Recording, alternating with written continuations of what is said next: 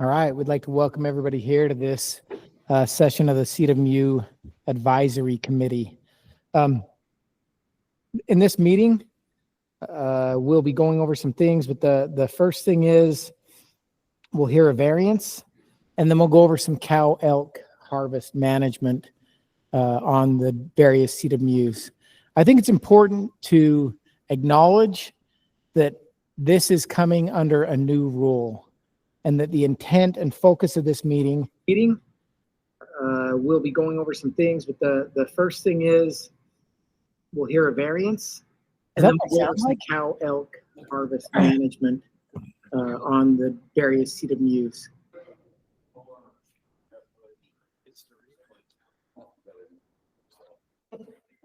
We're going to wait till they get that fixed. Stand by. Salt Lake, we were hearing our meeting coming back into us. Sorry, I had a live mic. I've corrected that now. Copy that. Thank you. We are ready to commence. And nobody up here should have to hear me twice. So the intent of this is not to be punitive. The intent of this is to have a discussion about where we need to go with cow elk harvest and how we work better as a team. This is not, it's the first year of the rule, and it would be very unfair to look at it through the lens of any kind of action. It's more in the lens of, hey, here's where we are, here's where we need to be, how do we get there? And so that's the intent and purpose of tonight's meeting. The way that this will go is there'll be a presentation by the division, and then if the operator is here dealing with the CWMU in question, they'll have a chance to make comments. After that, the advisory committee will have the ability to ask questions to either the biologist or the CWMU. Is everybody all right with that? All right, with that, we'll get started on the first one, which is a variance for an extended elk season.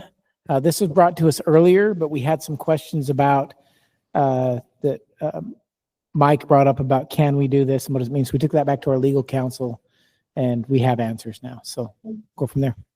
Yeah, so I think this first one is for Blackhawks. I think I'll have the biologist. It's on, yeah.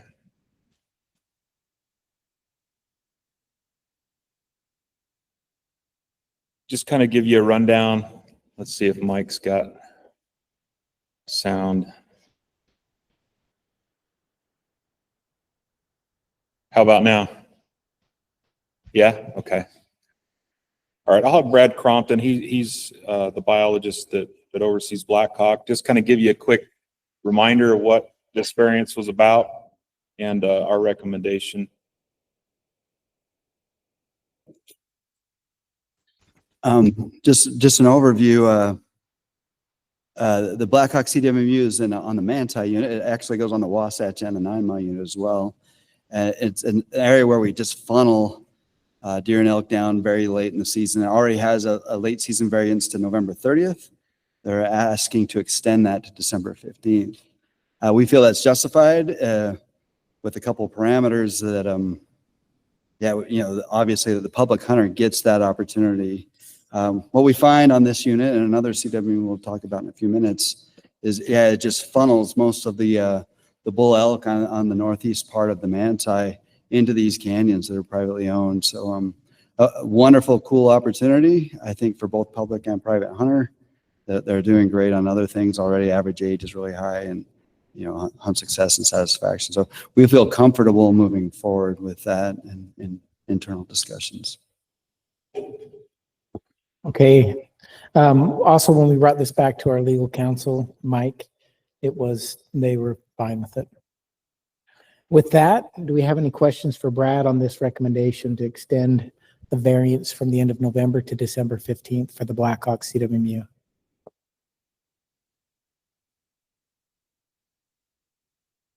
How's their cow harvest on that CWMU? Are they meeting expectations? And we're just going to start. We started hunting cows last fall. There was a new CWMU that just added a bunch of acreage where the cows hang out. The nature of this, most mountains is the bulls hang a little lower than the cows. They added a bunch of acreage that will include cows. So we just started with cow harvest, 80% success last year, and I suspect it'll be the same. We'll probably ramp up that harvest a bit more moving forward, but wanted to ease into it because it's very steep, remote terrain that most cow hunters don't want to hunt, but they did great last year. And I guess since we're talking about this again, just remind me why we want to go later when they already have they're killing old bulls, as you just said, and they're already having their success. What's the purpose in when it's already a productive CWMU? What's the purpose of extending those dates again? Oh, very good question. I think all that productivity happens on November 30th. Yeah, it just starts getting good the last 2 days of the hunt. That's just kind of the nature of how bulls migrate down in that country post-rut. So. And just finally, for clarification for me, the public will be offered those dates also. Yes, and we want to be pretty, I don't know what the best word for that, very intentional about that. That they will have that opportunity. Mike, I think if that's the intent of the committee, that probably should be part of the motion. That's what I was going to say. Yeah. Like if we have an extension, or not an extension, but the later hunt dates on the deer CWMU into November, we actually have it in rule that public hunter has to be offered those hunt dates also. And if they're that valuable that we're asking for them here, we can't rewrite the rule in this meeting, but how would you propose You can make that? it part of the motion that if the committee decides to recommend it, they would recommend it with that exception. Okay. I was just wondering if we couldn't ask the CWMU how they would make sure, what their plan is going forward to make sure that those dates, whether, The operator's here. okay. Yep.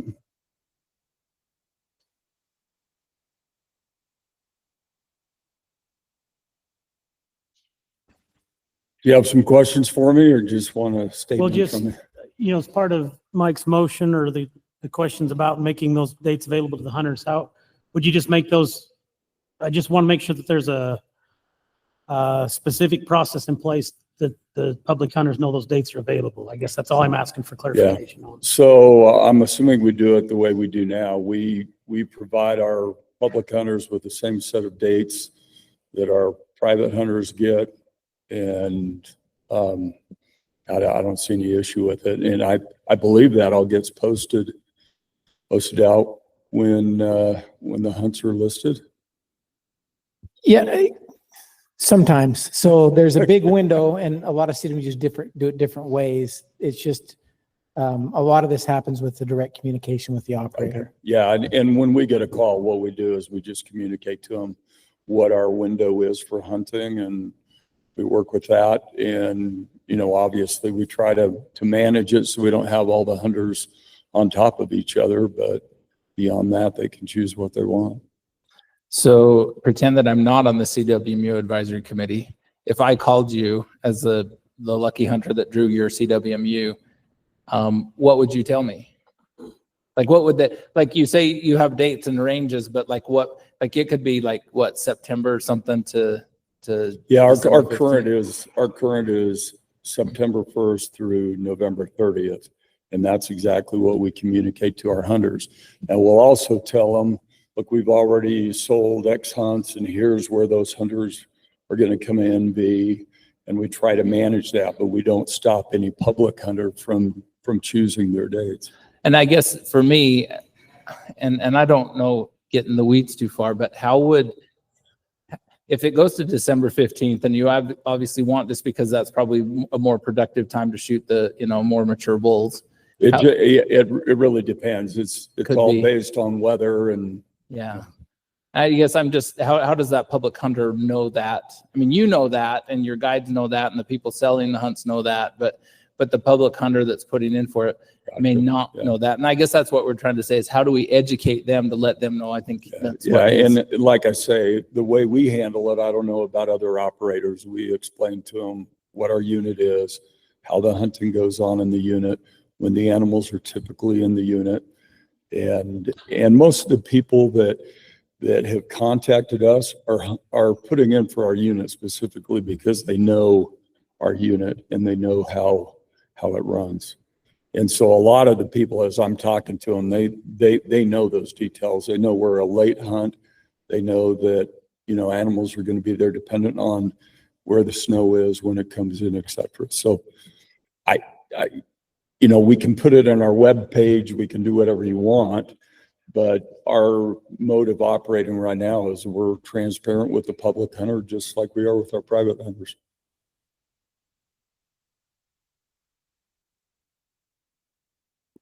Any more questions?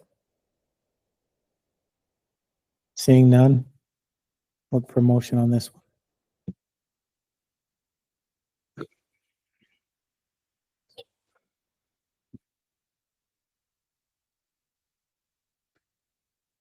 Well, I just had a lot of questions. So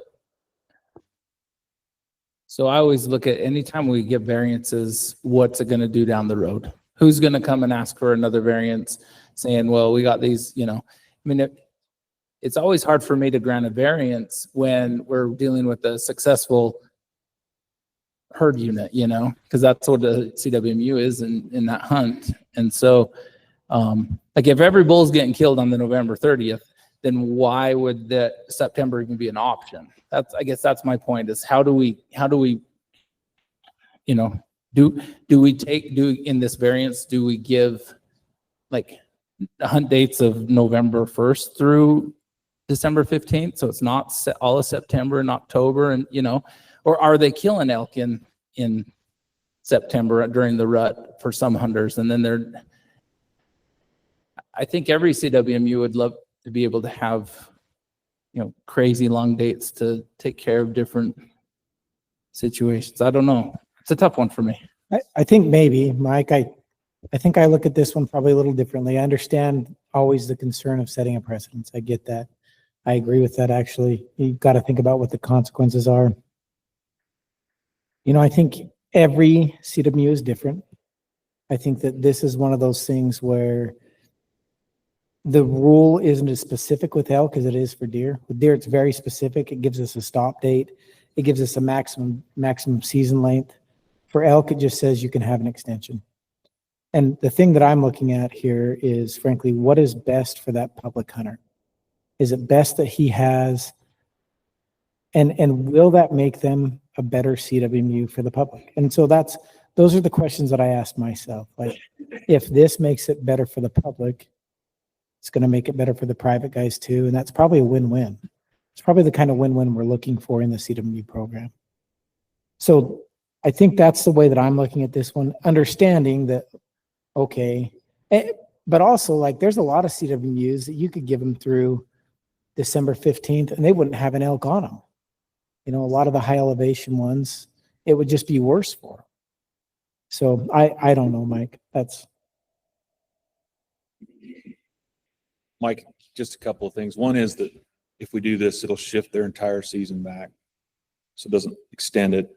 It just shifts it back. The other thing, I think it'd be important to get this in the CWMU documented, that public hunters will have the same opportunity as private hunters. And then there's probably, I'm pretty green at this still, but there's probably some ways that we can make sure that's available in Hunt Planner or something like that, just to make sure the public's aware of the situation. Yeah. And that was kind of my point is, so Kobe just said that it can go as long as we want it, but you're saying that we would need to shorten the front end. So what is it? That was our discussion for this particular variance, that if they hunt later, we're going to shift the whole thing back. That was the intent. Yeah. Oh, and Mike Lauder wants me to ask, how many tags are we talking? How many tags? It's 9 and 2, 9 private, 2 public. 9 private, 2 public. Okay. Go ahead. You're here. I'm here, so you can't get rid of me that easy. I do think we did discuss that, and I don't think in rule we can shorten that front end on elk.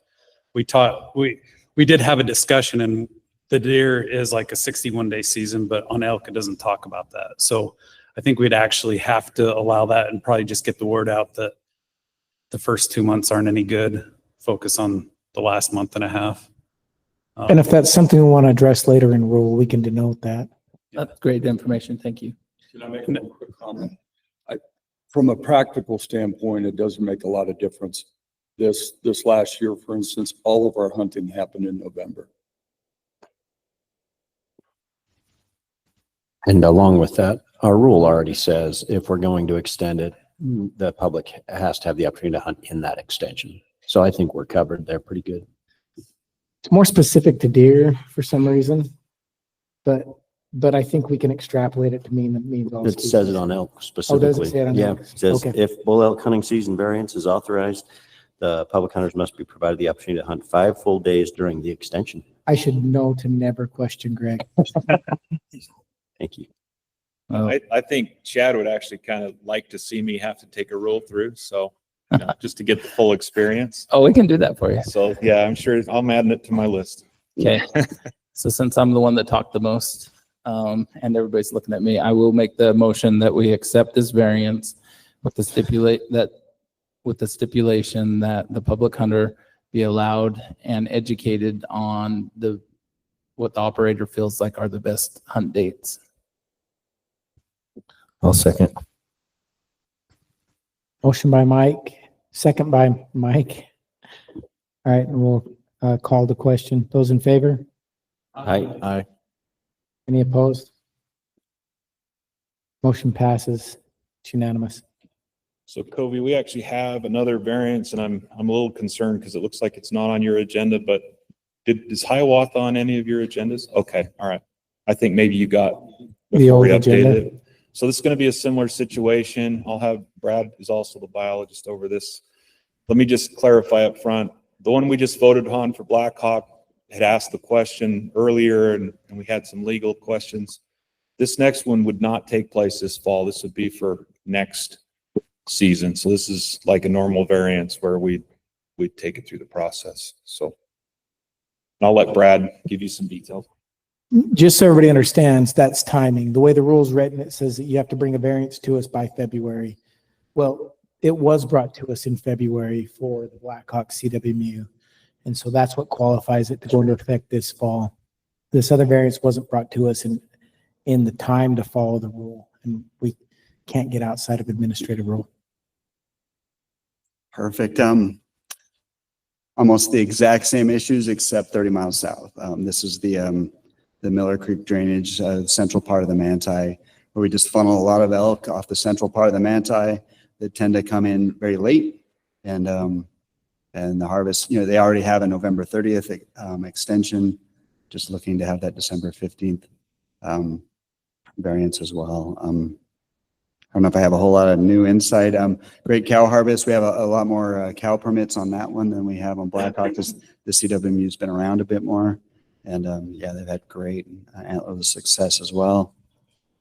Yeah. Any questions? Mike Christensen wants to know how many tags there are. I think this is 9-1 right now. 9-2. Thank you.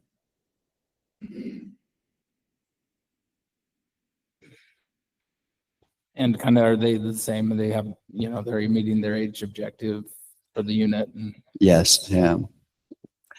In general, and maybe it's the same statewide, all the CWMUs tend to be 1 to 1.5 years above what the public land does. Yeah, they do quite well. What's the hunter's satisfaction? I don't have it in front of me. It's been good. Yeah, I'm sorry I don't have the answer there. So let's get that on the record so we can hear it. Did you hear it? 4.5. The operator looked it up for me. Good. so I think it's only fair that the operator tell us the same thing we asked of Would you, Blackhawk. sure, would Just you kind of like let to us speak? know how, yeah, just, I mean, I'd personally like to know like the usual time period of your harvest, and then how you'll let the public know that maybe they're not signing up for a rut hunt on your CWMU, or maybe it is, I don't know. My name is Dana Jenkins. I'm the operator for the Hiawatha CWMU. Basically the same thing as Blackhawk. I was actually raising my hand to comment. One thing that I was going to say on behalf of Randy is for the Blackhawk CWMU. One issue we have, even with the public hunter, So we kill one or two bulls in September, one, maybe two bulls in October, and then we literally schedule 60 or 70% of our tag holders, private and public, for November. And you get those 2 weeks in November. And I think the last 3 years we've had our public hunters come in November. And when you do that, I mean, we've got 9 tags, but you kill 3 or 4 bulls in September, October, you got 5 or 6 guys scheduled back to back for 2 weeks in November. In fact, the only hunters that were unsuccessful on our unit were booked in November. And just for the fact that they were fighting for elk. We had public hunters hunting the exact same time as paid hunters, and just didn't happen. I think given the variance, extending the season would allocate a lot more time between hunts and give the public and the private hunters more opportunity to have a better successful hunt. For like, I think we've been about 75 to 80% on bulls the last couple of years, between 70 and 90 for cows. And same thing, someone calls me, then they're welcome to come whenever they want, even if it's when we have paid hunters. I don't black out dates. They want to come. We had public hunters wanted the last 5 days of the hunt last year. They came the last 5 days of the hunt. They didn't kill a bull. So,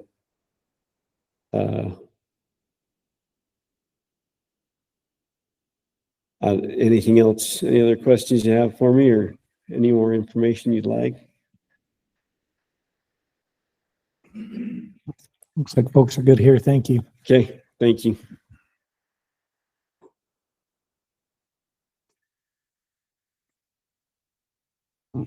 Thoughts? Any discussion? We're ready for a motion. All right, we're looking for a motion then. I'll make the motion. I mean, I don't see any reason to not make it. It makes sense. They'll have to wait till the following year. I'll make the motion that we accept the variance for Iowa. I'll second. Motion by Mike and second by Tim. All those in favor? Well, I think What, discussion? I'm wondering if it wouldn't be prudent to kind of add the similar language to it as we did with Black Hawk. Mike, are you amenable to amend that to add the same Absolutely. language? So I'll make a motion that we accept the variance with the caveat to inform the public as to the opportunity to then hunt the variance. You know, I guess I could simplify it a little better than that. I was just kind of throwing thoughts out there, but you get it. It gives them the opportunity to hunt till the 15th of December. I'll second that. Still second that? Okay. Those in favor? Aye. Opposed? Passes and it's unanimous. Okay. That's all we have for variances tonight. Now on to some of the cow elk harvest. And I think we have a presentation from the division. Yes, let me pull that up.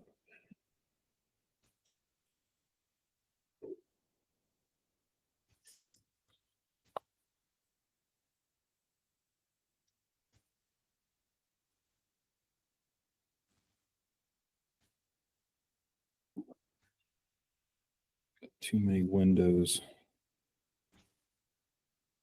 There we go. Of course, we didn't start at the beginning. Started at the end. So,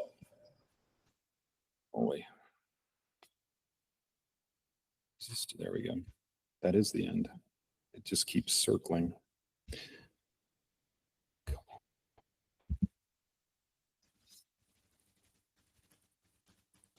So what we're going to do tonight is go through some stuff. Kobe mentioned this before. This is all kind of new, and so I think the goal tonight is to bring the committee up to speed on kind of where we are on some of these new rules and how they might pertain to things as they exist today. We have a lot of our biologists here today, so they're going to come up and speak to some of these units, and hopefully we can leave a little bit more enlightened. But that doesn't mean the committee can't, obviously ask questions or make some suggestions as we move forward. So just so everybody is on the same page, we did just change the rule last year, and it includes some new requirements. If for CWMUs to come before the committee and just kind of walk us through what's going on with their different properties. So this is our 657, 37, and 17. It says this: if a CWMU does not meet their 3-year minimum harvest, or they're not likely to hit it, that they should come before the CWMU committee and explain what's going on there. If they harvest more bulls than cows, again, come in and let's have a conversation about what's going on and why that might be the case. And then if they have a lower harvest rate than the surrounding public land, so public land hunters are being more successful than private land hunters, that would be another reason. In a little bit earlier in the rule, it says that any units that are 10% or more over objective will also come in and meet with the committee and explain what their management strategies are and what we're going to do to try to get those units back under objective. So what we'll do is we'll go through the different reasons that I mentioned, and we'll kind of step through the different units and what CWMUs fall into the different categories. So this is for Chalk Creek.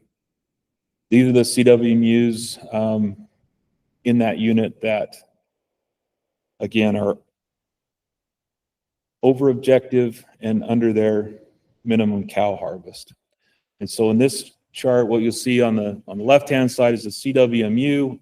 The years on the bottom is the years of their COR. So most of these, this is their second year of the 3-year. You can see the cow harvest minimum there. I think, if I'm right, Chad, the one in parens is the 3-year. Chad, go. Yeah. Okay. I have to remind Mr. Wilson that right. just to speak into the mic. Speak in the microphone. Yeah. He said I'm right. He said I'm right. So cow harvest minimum are the goals. I think the bull harvest is what they have harvested. And then the previous COR harvest, so the previous 3-year certificate of registration, what they harvested, both bulls and cows. So that should bring us up on the chart. Just a couple of points about Hey, this. Darren, can you step back and go through that one more time? Just Yeah. to make sure that we all Okay. understand. So in the first column, you have the name. Right. In the second column, you have, for example, on East Fork of the Chalk Creek, you've got 24, and in the parentheses, you have 60. Right. So what does that mean? Tell me again, Chad, or come up here. I thought I was right, but now I'm doubting myself. Hey, Mr. Chair, Yes. is it okay that we ask questions as we go through this, or would you rather him give the presentation, then we go back? If there's a question specific to this portion of the presentation, I'd rather get it clarified. Okay, thank you. Yeah, there's a lot of data and it's messy. So yeah, the first one is the CWMU. Those are the years of the COR. So Okay. obviously we're not to 25. So East Fork, we have the data for 24. So that's 1 year of data. Last year they killed 24 cows. In parentheses is their minimum over the 3 years for 24, 25, and 26. So on that one, you see they're at 24. They're on track to exceed their minimum harvest over the 3-year COR if they So continue with that. Yeah, so in 3 years, they 72. Yeah, Yeah, okay. And their minimum is 60, so they're on track to meet it. So they're here because of the first portion of the rule that says if your unit's over objective. yes. Okay, thank Yep. you. Okay, I have a couple questions on this one. So I know that I've hit a little bit on cow elk. As a public representative, I feel like it's important to talk and represent and get things on the record. rather than just sit up here and be a yes man. So I know I talk more than most and some people that bothers them, but when I look at Ensign Ranches, I was going to make a point today to say, pat on the back to Ensign Ranches. Like, they're shooting way more cows than bulls on a unit that's over objective. Am I reading that right?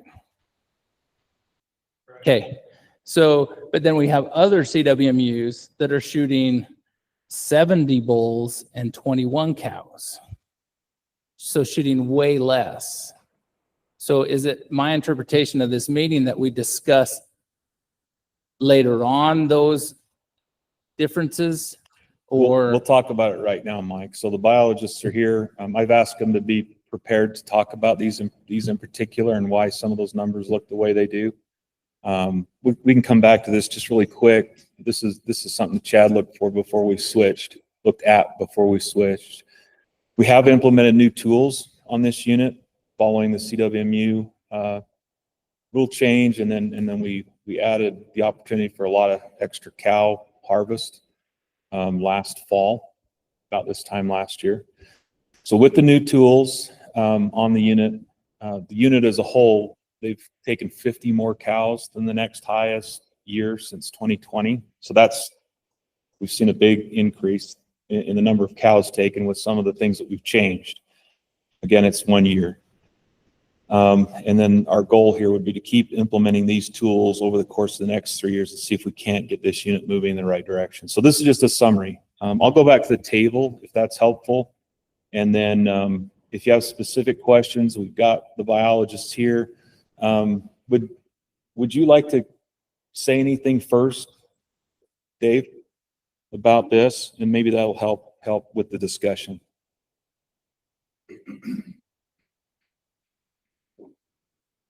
Yeah, so first, I just need to make a couple points of clarification. So 2024 estimation, I was going back through the data and harvest data, and we're actually, the model, I remodeled everything, and it's been corrected, but not obviously in time for this. So we're really at 4,000 is our population estimate. And so from our flight, like that's come down since we flew. So we're trending in the right direction. So I just want to clarify that. And then we've been hammering a ton of elk. We've killed, so 2022, we killed over 700 cows. Everything across the board dropped in 2023. So public lands, private lands only tags, mitigation tags, antlers control permits, all the CWMUs, like harvest went down in 2023, but it jumped back up in 2025. So even like broad scale looking at everything, it kind of tracked steady-ish, but it's been on a slow trend down. So we're heading in the right direction. So I feel like, and we got a ton of permits on the unit as it is. I feel like it's pretty saturated with permits, and what we're doing now is headed that way. So each of the CWMUs last year, I called them, and they took, so with the new tools, they took second cow permit options for all the cow hunters. In addition to the bucks and bull hunters, they can get a cow permit as well. So we're adding these new tools, and I don't feel like we've had a full year to play it out or a full thing. So I feel like we're in a good place, heading in the right direction, which East Fork of Chalk Creek is going to meet the minimum. Ensign, just discussed this with them. So we're looking at a new change in permit split. So we're going to adjust the bull permit split is what we're going to recommend, and that will result in 2 more public bull tags, and then we'll end up with 2 private bull tags and some private cow tags, which I think will help increase harvest. And for me, it's a win. Like, I love to see a couple more bull permits that are super hard to get out there for the public. Two Bear is going to no longer be an elk CWMU, so that one will be gone. Weber Florence Creek, this is my fault. So minimum cow harvest hasn't been mandated, that reporting hasn't been mandatory. And looking at the modeling, we've been trending in the right direction. And I missed adjusting this. So last year, I've hunted Weber Florence Creek for 2 years in a row, and the elk are there, and they're not. Like, it's really skinny. And so you get up and they've pushed them off, and they go up onto another property, and you can't get to them. So I made some adjustments on Weber Florence Creek, and we lowered their permits from 60 to 35. and kept the extra options.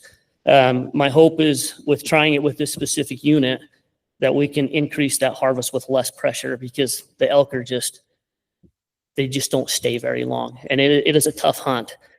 So that really should be sitting at 70 on the minimum cow harvest going forward.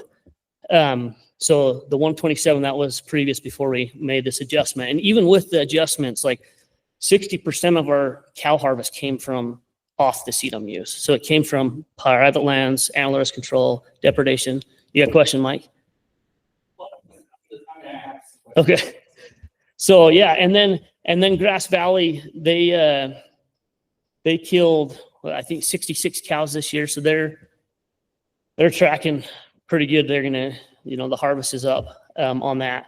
As far as like bull to cows go, I've got concerns right now. Like some of the units, there's definitely a difference. But if we weren't killing more bulls, like our last flight, so 2022 we flew and we were at 45 from our flight data, right? The bull to cow ratio was 45 bulls per 100 cows. In 2024 it was 65.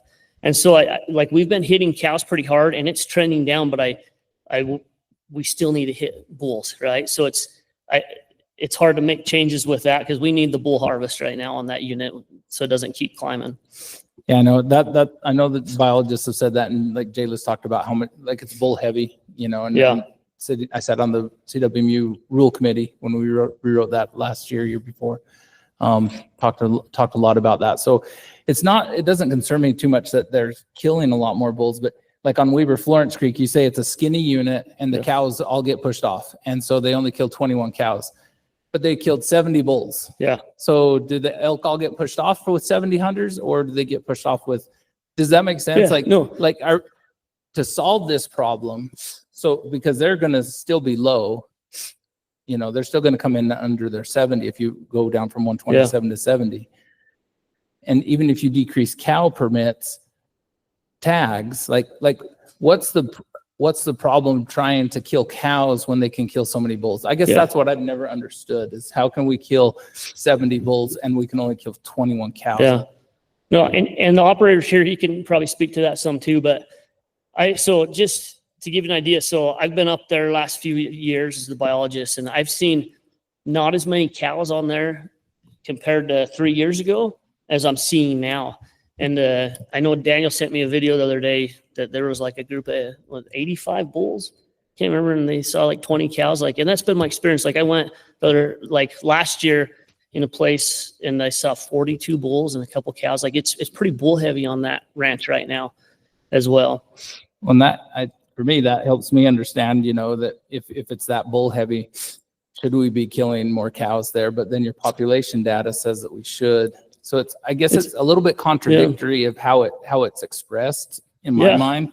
Well, and I understand we're killing a lot of cows on the other private lands and through other outside of CWMU avenues in these units. But on this unit, that could be, the CWMUs can be a large escapement from those other private lands that maybe are hunting them harder. So that's where the cooperation of the CWMU program comes in. And do you feel like the CWMUs are meeting that to get that back down to 3,200? I think with the CWMUs and obviously the public side too, I think all the data, like looking at harvest data minus 2023, like it's been trending down. Like we're killing a lot of cows. I do honestly, with the new tools, I'd like to see it play out. And I really think that eventually elk harvest can increase on that unit. But it's pretty tough. I've been there 2 years and it's tough to kill a cow on that unit. I've hunted with Dave before too. What was that? I've hunted with Dave before and he's an okay hunter. Yeah. Don't listen to Covey. I had another thought that Covey just chased right out of my mind, and it was critical too, Covey. I want you to know that. That's good because it's usually me that's chasing them out. So. Yeah, I did want to mention something too. All the operators here, I feel like they do all they can to help the public. They guide public, they plow roads, they let them take their machines, and it's not for a lack of opportunity. Like there's a lot of opportunity for the public to go kill a cow, but each CWMU is different. It really is, and that one's a real tough one right now. I got a question for you. Yeah. Why is Two Bear no longer going to be an elk unit? That's a good question. I think financially it makes more sense for him. And he didn't want to kill more cows either. Talking to him last year, he did not actually want to take any of the tools that we were looking at. And so they just wanted to go a different route and try a different management strategy for them. I think remembering that this is an any bull unit, and so it's still, Yeah, keep that in mind too. Yeah, Yeah. as an any bull. and the CWMU program, it's, you know, there's a great place for it, and sometimes it's not for everyone. So, no, I was just curious as to why they would it's a good question. no longer be. You mentioned that the plow roads and things like that. So obviously hunting cows way late. Yeah. When a CWMU has high bull success rate, they're usually killing those bulls earlier. Yeah. And so if it becomes a population issue, should one tool be that they have to start killing cows earlier? Is that a possible tool if they don't meet what they have to do? Yeah. Maybe that's a question for Darren. He can, yeah. I got something to say too after Darren, but The answer is yes, Mike. So yeah, that's something that the biologists can work on. That's also something that's covered under the committee's authorities as well. If you felt like you wanted to do something there, to recommend to the board some different hunting strategies. so I think if I could just interject really quick, I think it'd be helpful to look at the breakdown of when they're killing bulls and cows, because again, the 70-21 or even some of the other discrepancies, again, if they're killing all the bulls early, in September, bulls are not where cows aren't. So, I mean, if they're killing bulls in September and no cows in September, you see what I'm saying? Yeah. Of course, if you wait till November, then of course things become more transient and they're moving around differently. But all that to make the point, I think when you're 1,400 animals over objective, it's not just the CWMU that's impacted by those numbers. I mean, chance of winter loss goes up, reproduction goes down, let alone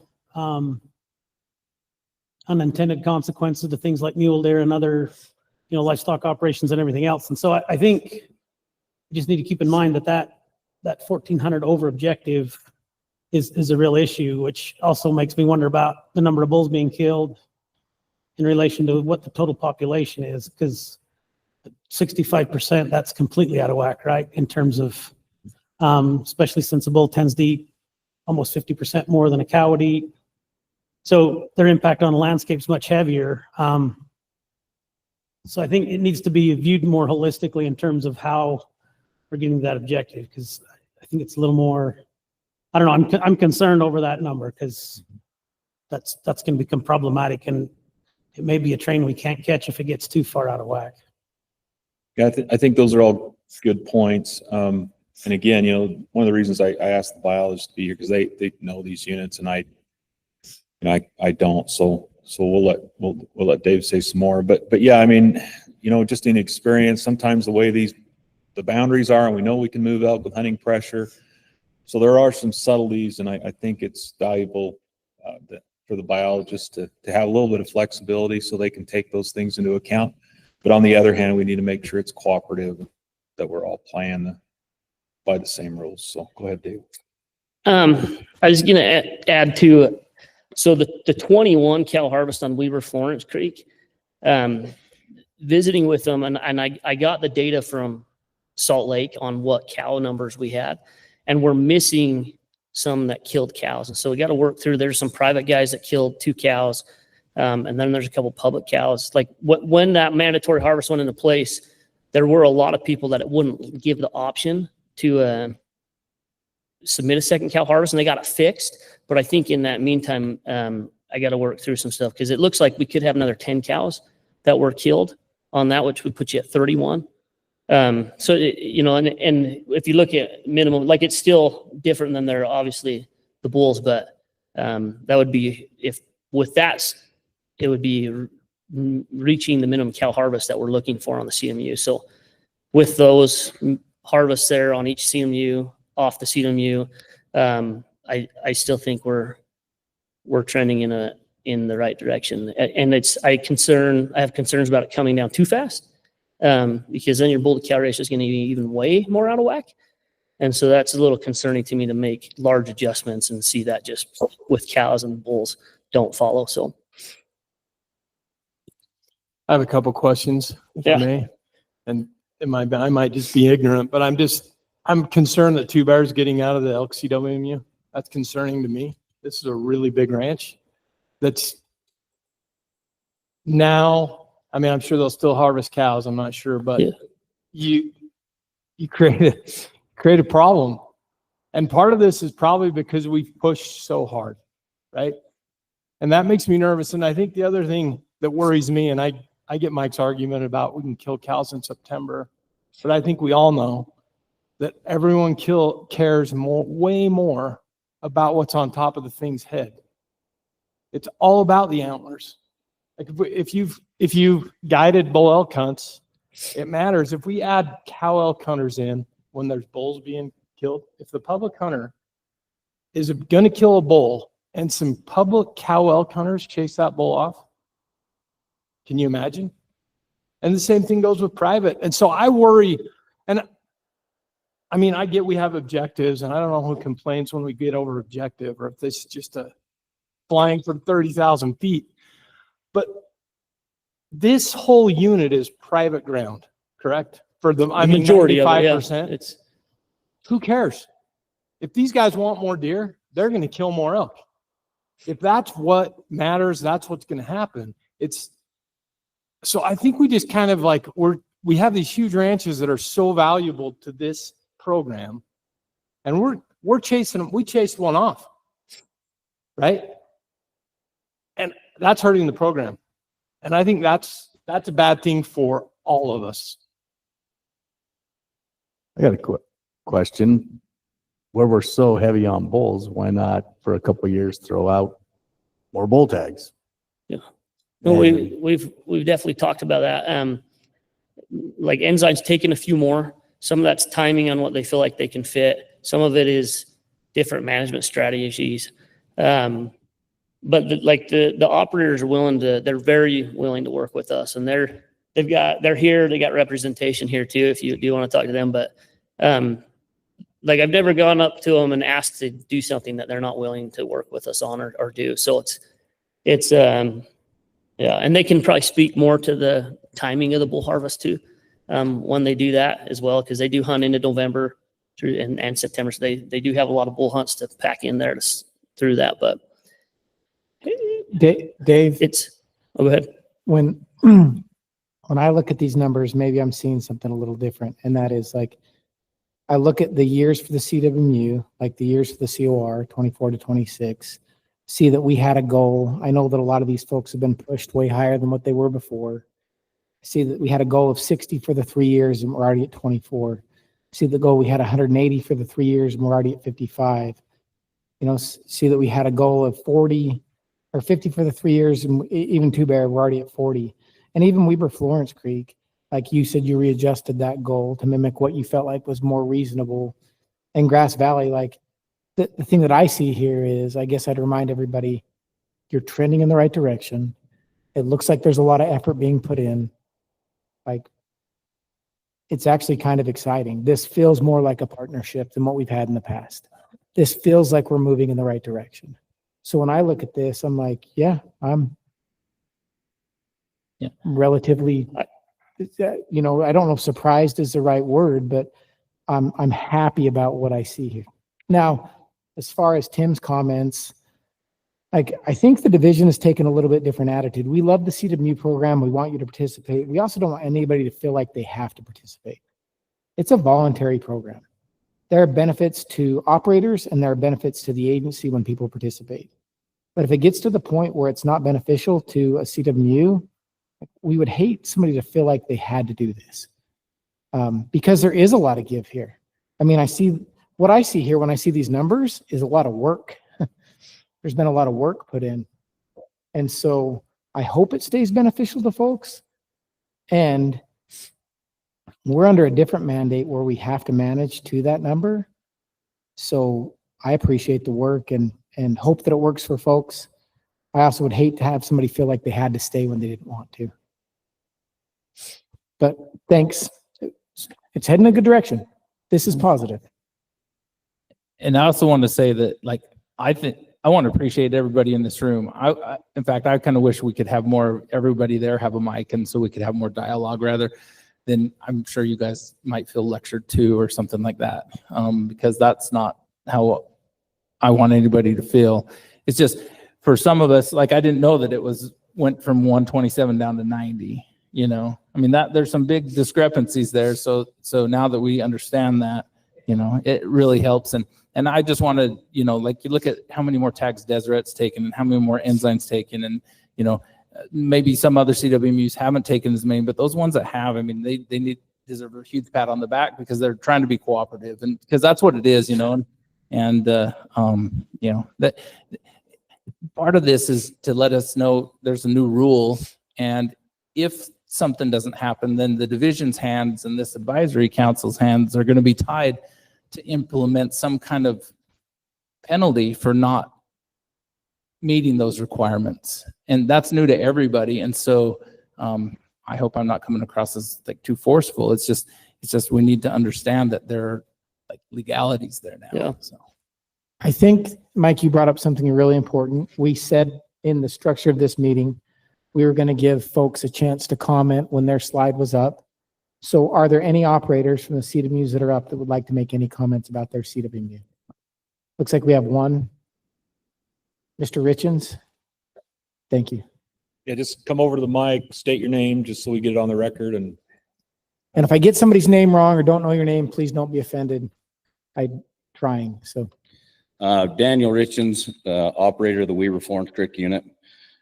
So Dave already went over this a little bit, but just today looking at a lot of our public hunters, when they went to report their two cow harvest, it would only let them report one. So we've come up with like anywhere from 10 to 14 more guys that should be on that list. It put us up to 30 or mid 30s, which we would hit our 70 goal over 3 years of time. And so I've been in the Chalk Creek drainage for 30 years, and what I've seen is it collectively is going to take every unit to manage that drainage. What I've been very successful at doing is educating elk and making it so they don't come back to the property. And that's happened with, you know, too much hunting pressure. So when you say we kill a lot more bulls than we do cows, the way that unit logistically lays is it's, you know, there could be 400, Dave's been with me when we've gone up there and seen 400 or 500 cows, and they see you physically can't get to them without them watching you for 2 or 3 miles go to them. And then you don't even get a shot, and you've just pushed 400 elk over onto a neighboring CWMU that you can't go chase any of them. And they're not coming back up the drainage. They're going to continue to go down the drainage. So what we've done, thinking it would be a good thing, is when we had 60 cow hunters or what do we have, 70 cow hunters, 60 or 70 cow hunters, and they all bought a second tag, I would give them 60 days to hunt the entire unit. Well, all that did was every single time an elk showed up on the unit, it got run off the unit. And so and this is a new CWMU, relatively new for us. So, you know, the way that it lays out is extremely bull heavy. Right now you'll see groups of 50, 60, 80. I mean, I've seen groups of over 100 bulls, not a single cow. And that holds true clear into November and December and January. Cow hunters are calling me saying, I wish we had a bull tag. We saw 70 bulls today, not a single cow. So these groups of 500 cows learn where it's safe to be, because I've given public hunters 60 days, not 3, to go and hunt them. And every single day, there may just be one guy there to shoot one cow, but he just displaced 400 over the fence, and they don't come back. So then I have to wait for them to migrate from Wyoming or from a different CWMU. And then when they come on, it can take one guy to literally push the entire herd back over the fence. So in doing that year after year after year, all I've done is educate the cows of where not to go. So that's why it's hard for us to get our cow harvest. Even if we were to harvest them or hunt them in September, we have such a small resident herd of cows that if we shot the only cows on the ranch in September, we wouldn't even have any cows.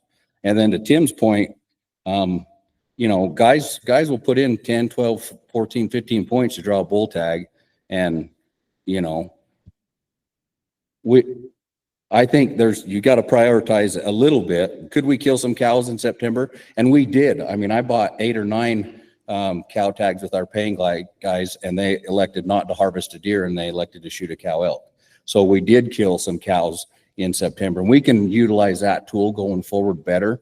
And we've restructured, talking to Dave, cutting the numbers down of hunters to have less pressure on the ground, but encouraging them all to have 2 tags.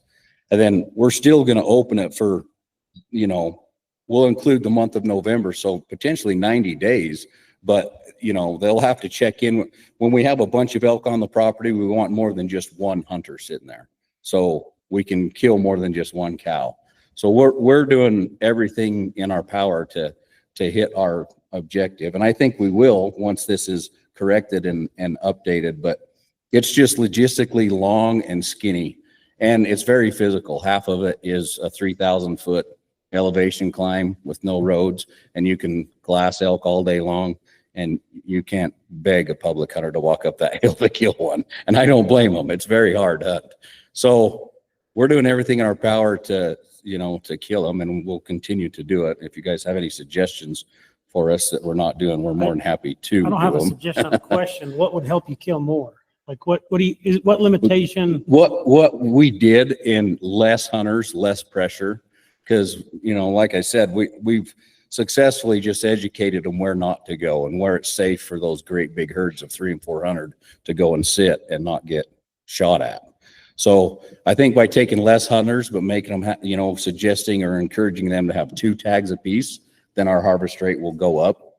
You know, if I have to, you know, I was under the impression that the division didn't want us buying very many cow tags with our private hunters. That was a tool that we had to use, but they obviously wanted to use the public hunter to get the cow harvest. So, or I could have bought a lot more cow tags, and we could get our cow, you know, our cow quota because it's different when you're on a paid hunt and you have a guide for 5 days versus guys that just roll up in. You know, a lot of them don't have the right equipment to hunt that ranch. You know, you need a snowmobile or a tractor ranger to get around. And we take them and we let them use ours. We have them sitting at the gate. We guide them. We do as much as we can. But just the layout of that ranch, like down at Grass Valley, that's one that we lease as well. It's 100 times easier to kill a cow on that ranch than it is East Fork, or than it is on Weber Florence Creek. And I also want to note that we have a cow elk association. So 98% of the Chalk Creek unit's all private land. So however the cows get killed, wherever they get killed is the objective at the end of the day. So we kill over 100 cows on our cow elk association, which allows us to bounce around from property to property to property that's not in a CWMU and kill the elk where they are. So they may not be here, but we can drive over here and harvest them. Then the next week they're not there, but they're over here. And we kill 100 a year that if we weren't doing, the overall trend probably wouldn't be on its way down. So we try to, you know, do everything we can to. Daniel, I think in this situation, on the division's perspective, I'll just give you the perspective. And that is like, if you can get your private clients to buy a cow tag too and harvest, like in the situation that we're in, I would say do it. So I just think that until we get this down back to objective or close to objective, we're willing to throw those tools at it. We can utilize that a lot more than we Sure. have. But. One question I have, you said on Weber Florence Creek, you killed 9 people. I think you said 9 people didn't shoot a deer, but they shot a cow elk with theirs. Right. So those would have probably been private. Yeah. So And they you said weren't that on you're the- probably missing and they're not on there. They're not on So here. if we increase that up, I mean, let's say we go up to like 35. And increase it he's by going to 14. adjust the cow harvest down to 70 over 3 years. Yes. So we but should hit that. One of my points I want to ask is how many public cow hunters hunters did you have last year for Weber Florence Creek? I think we had 60. So we had 60. Yeah. So, Yeah. my concern is, I agree with Covey that we need to kill as many as we can. And as a representative for the public sitting here, I also have to protect their interests, because if half of the harvest is off of private tag holders, and that means the public tag holders are only harvesting at a 20% rate, which that's what that would be, 25%. I think we're doing a huge disservice to the public tag holder who draws an antlerless elk tag in that unit. And I know the cows have to be killed. I understand that completely. And that's where we have to walk a fine line, I believe, because if we want cows killed, then we just send the ranch hands in there with their guns, and we increase, you can shoot 3 each or whatever, just go annihilate whatever. But the purpose of the program is to also protect the public's interest, which is the majority of the public's interest is in cow tags with elk. So. Yeah. And it's not like we only give them 3 days. I give them 60 days, and that's been to a detriment. That's hurt the public hunter, not helped them. So by cutting the tags and having less people on the ground, it's going to be a higher success rate for the public hunter. And I'm not disputing that at all. I don't want to come across that way. I'm just saying that I don't think we should glorify the fact that we killed all the cows, but the public, we had huge success rates with our private clientele, and we had extremely poor success rates with our public, because then we're doing a disservice to the public. So. Well, you can. I think you'd have to come to the mic and. Yeah. Just think because the it's a public meeting, private- you have to come to the mic. The private that I'm referring to, we only had 9 private guys on the CWMU, but is our Cow Elk Association. But if we weren't taking those 100 a year, and having an association that allows us to kill them where they go, because you can absolutely 100% change the migration route of a herd of elk. And I agree. You shoot the lead cow a couple years in a row, and you're going to have a CWMU that has nothing on it in the winter to hunt. I also want to give you huge credit to see 85 of your 100 goal. I hope that you don't only want to shoot 15 next year and then none the years after. But I want to give you credit because I know you work hard at it in a lot of ways, and so I don't want to come across as adversarial at all with that. But I just want to say we have to be a little careful. Yeah, we're going to implement some different tools this year that I think is going to be beneficial to the public hunter and increase over the 30 something that should be on there.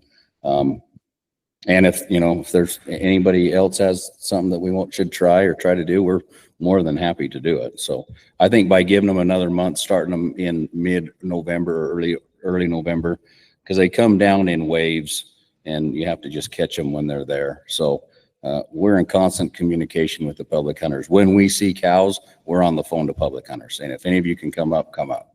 So we don't lock them down to just a set days. So anyway, I appreciate your time. It's a hard problem, and we're trending in the right direction. Anybody have any more questions for me?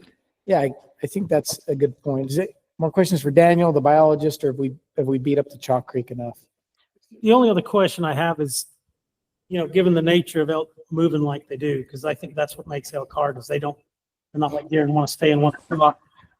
Of the CWMUs in that area tried to get together to organize or at least plan when they have cow hunters on the ground to try to eliminate some of that, just bouncing them from unit to unit? Yeah, I mean, just curious. I'm not. Yeah, we have. So like I said, I was heavily involved in East Fork. And when they do theirs, and then Weber Florence Creek and Grass Valley. So we essentially go from the very, very top of the unit to the very bottom of the unit. And, we'll put public hunters on there when the elk show up. But, like on Grass Valley, the year before last, it was extremely low. Like our harvest rate was very low. This year, it was, in 1 year, we didn't hunt any different, do anything, and we had 4 times the harvest. So the elk go where they want to go. This last year, we had a herd of 700 that didn't even come out of Wyoming. They didn't come out of Yellow Creek.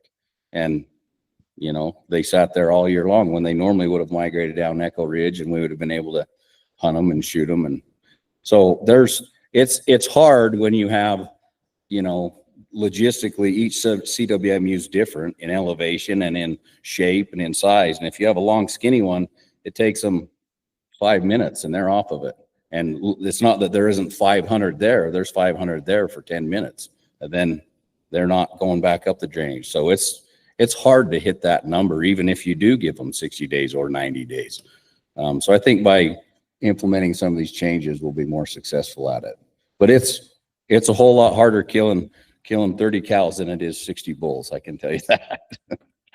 So thanks. Thank you. Good. Okay. All right. I don't know that we're necessarily looking for any kind of motions on this. Maybe we can get to the end and decide, but I think the discussion is the value. So, obviously interrupt me if you've got questions or you want me to stop. So the next unit is East Canyon. These are the CWMUs. Again, these are CWMUs in units that are over objective, and that's why we're talking about them today. So I think I'll just have the biologist come up. We do have an explanation sheet. Maybe we'll just let the biologist kind of work through that, and then you don't have to listen to me talk.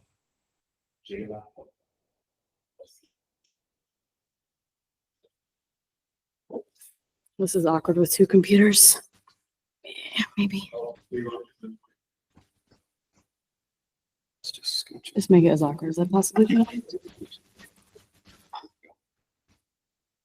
I'm Jayla Walden. I'm the district biologist for East Canyon. And then I don't want to jump into like nitty gritty numbers on this. I don't think that we need to dig into any of these CWMUs too deeply because the problem with our elk being over objective on East Canyon isn't on the CWMUs.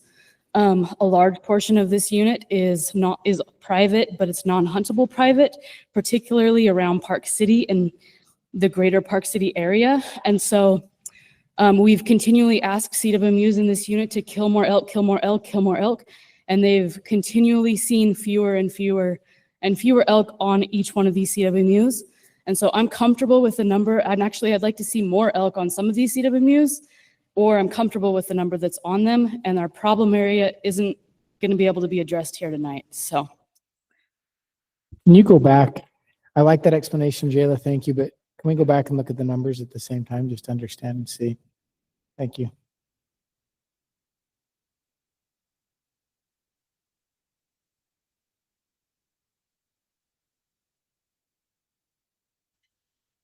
And it's worth noting too, so like for Tunnel Hollow and for Jacobs Creek, they're kind of in like the triangle to the north on the unit.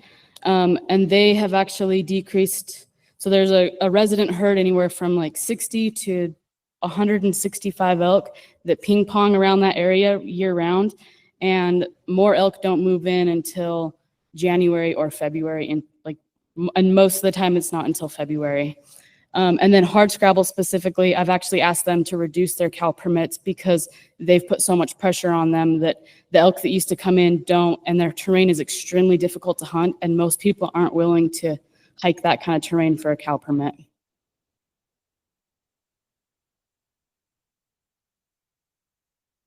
Jayla, I think those are great explanations and they make perfect sense, and you're the professional with it.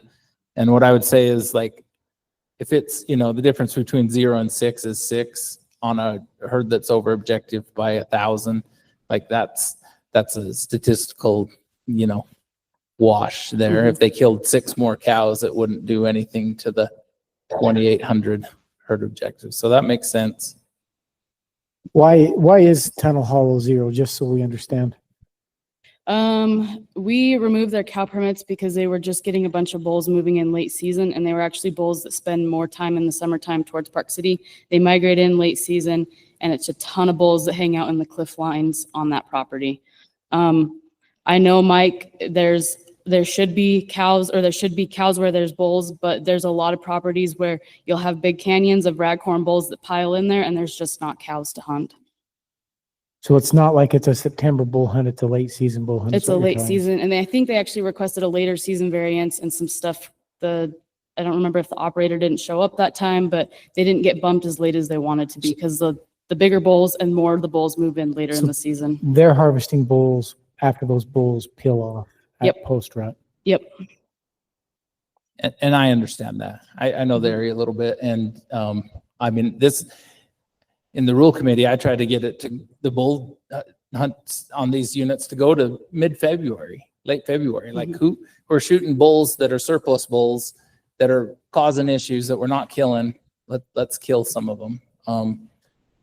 Tunnel Hollow, like if there's a real biological need there, I feel like the reason we passed those earlier variances was because it was a convenient to help for both sides a little bit. But it sounds like if these units that have those late holding bulls, if they could hunt them later, they would kill more elk, right? Some of them, yeah. So I'd encourage them to come before us and get a variance. And would the CWMU have to show up, or could the division recommend that? It'd be better if we worked together on it and it came before February, if that's something they want to do. As I look at this though, Jayla, I do have another question. Like, what percentage of this population is unavailable most of the year, most of the hunting season? Do we know that based on collar data or distribution, or do you have an So, idea? I don't know about an exact percent. I want exact numbers down to the animal. Oof, I'm not gonna be able to provide that for you, Kobe. So we did just barely put a bunch of collars out. I think we ended up getting 16 collars out. Don't quote me on that exact number. We were shooting for 20. It didn't happen because the elk wintered up in some really nasty terrain this winter. But we collared elk at the mouth of Parley's, or like the canyons, the ridgelines towards the mouth of Parley's, and then more elk over on the East Canyon WMA this winter. And every single one of those collars is currently residing in and around Park City. Everything sucked towards Park City, and none of those animals, while we don't have the collar data to show it like solidly, I know from past experience that they don't start moving out to those winter ranges until January and February, much of which won't be till the very beginning of February. And so they're just not, the vast majority of them are in Park City or around Park City. So what I hear you saying is we didn't do like a random distribution of collars, but we did our best. And every one of the animals we collared is unavailable. Yes. Okay. Well, there's a couple that are on some lands that are hunted. They are not currently enrolled in a CWMU. Okay. Thank you. Is there anybody here from any of these CWMUs? Would you like to speak, or not really? I really have nothing to add. I'm with Jacobs Creek. We just took over in the last year. So we're just kind of getting our variants, working with Jayla here to understand everything. Okay. Did everybody catch that? Jacobs Creek's here. Not much to add. Trying to understand the property in the CWMU, new to the program. Did I miss anything in that summary? Okay. Any other questions for Jayla on this or the division? Elk are really hard. But they're the best. You, Jayla, we expect you to fix this problem in the next 3 years. Thank you. I'll do what I can. All right, we'll move on to the next unit then. And that went pretty well. So maybe we'll just keep the pattern going. I'll leave this slide up, and this is you too, Jayla, isn't it? Morgan Southridge. All right. You did such a good job. Yeah. Oh, I moved my computer back where you need to set your stuff down. That's okay. I'll dive a little deeper into each one of these just because the dynamics are a little different than East Canyon. We are still sitting at around 5,700 elk. We are decreasing. We were up at 6,700 elk 2 years ago, so we're trending in the right direction. And a lot of these CWMUs have either increased cow permits or are making a genuine effort to help us reach objective. I'll just give some specifics on each of these. I'll try to go in the order on this PowerPoint. So for Chimney Rock, this is one of the situations where The elk typically use it as transition range more than summer and winter. They spend more time over to the east or over to the north, and they'll cross Chimney Rock and then make it to the WMA on their winter range. And so the timing of when they're, like, the large proportion of the elk spend time on this CWMU is relatively small, and hitting that window can be really challenging with public hunters. Additionally, there's a lot of canyons that just hold a bunch of raghorn bulls even through September. I've spent time up there during their hunts, during their private hunts, and on the ground, there's some cow elk throughout, but the bulk of their elk are bulls that reside there throughout the entire hunting season. And then moving on to Deseret. So they actually just upped their cow permits a pretty crazy high amount. So they went from 310 permits up to 425. That's a big ask, and I just don't think we could ask them to do more for right now. In addition to that, they are going to be taking, assuming it's approved by the board on the 21st, 2 cow permits. They did the 2 cow permits last year as well. So we've seen a huge jump in harvest on Deseret. Jayla, I think on that one, just to stop for just a second, that is unreal. 373 harvested in a year? Like, you're missing some of the second cows. So I think they were at like 390. We need to get 390. almost 400 elk harvested in 6 months' time. That's crazy. And that's on top of all of their buck and bull hunts as well. I understand it's a large property. I can't imagine trying to manage that.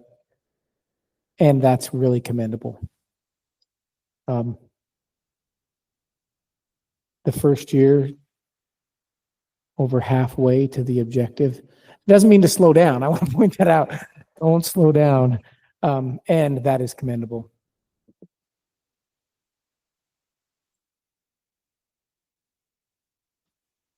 And I agree with that. That's why I said earlier, I mean, when I saw when the permit numbers came through the rack process and I saw those permit numbers on Deseret increase so much, it just showed that we might kill a few less. The harvest success might be a little lower, but we're doing all we can. And I think that's great. You did just say that they were just approved to have 2 cow permits again, or the So second? it's got to be approved through the board on the 21st of August, but tentatively we're shooting to have that again. And so is that for every CWMU, or is that Deseret specifically? I believe it was Deseret, and there was one more that was going to do it as well. Or were you shooting to do them for all? So this was an oversight. It should have come through in the spring of everybody that was going to get second permits, that they would get approved in the spring. So any CWMU that's going to have 2 permits, it'll need to go through. We'll bring it through on August 21st to try to get those approved. That's great. And really quick, that's by their choice. It's not just the board just can't approve it for any CWMU within the Morgan South Rich unit. They approve it for each individual one. Yeah, and I think we're probably talking to Darren. We're probably going to ask the board to just give us the latitude to say which ones do it. If they hit the criteria of being an over objective unit, just to give us that latitude of which tools to use. Yeah, and they have to choose it, right? They have to choose that. So Yeah. it's a cooperative effort. Both sides agree. Yes. And I just think it would be prudent if the option's out there to just pass it one time, so anybody that wants to take that option can. Yeah, I think there was some hesitation on some of those tools, probably more the harvest objective ones that there's maybe people are a little bit nervous, but on these second cow permits, I don't think anybody's too nervous. So I think that's what we'll ask of the board.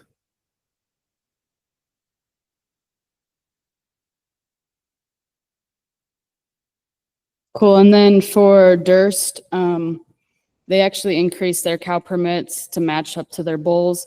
And they actually spread out their public hunters really, really well throughout the season.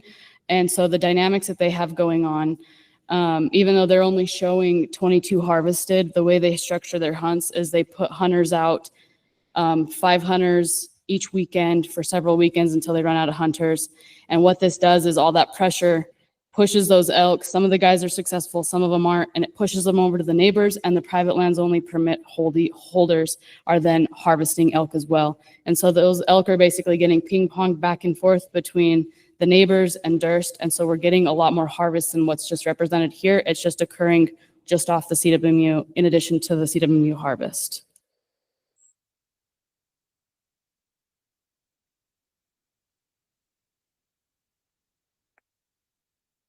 And then Folly Ridge just took more permits as well. They went from historically having 8 permits and they bumped up to 20. I would like to see that one ride out a little bit longer to see where we get. The elk move off of Folly pretty early in the season. Some of those elk, a lot of those elk on the upper portion of Folly actually push over to the Hennifer Echo WMA. And we've actually seen a pretty significant decrease in that overall subpopulation.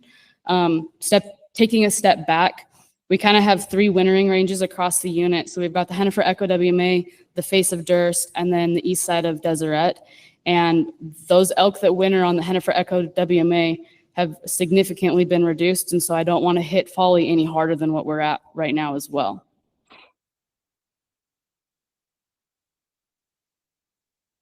A similar thing with Gildersleeve, they're sharing that same population of elk and they bounce back and forth off of Gildersleeve and Folly Ridge.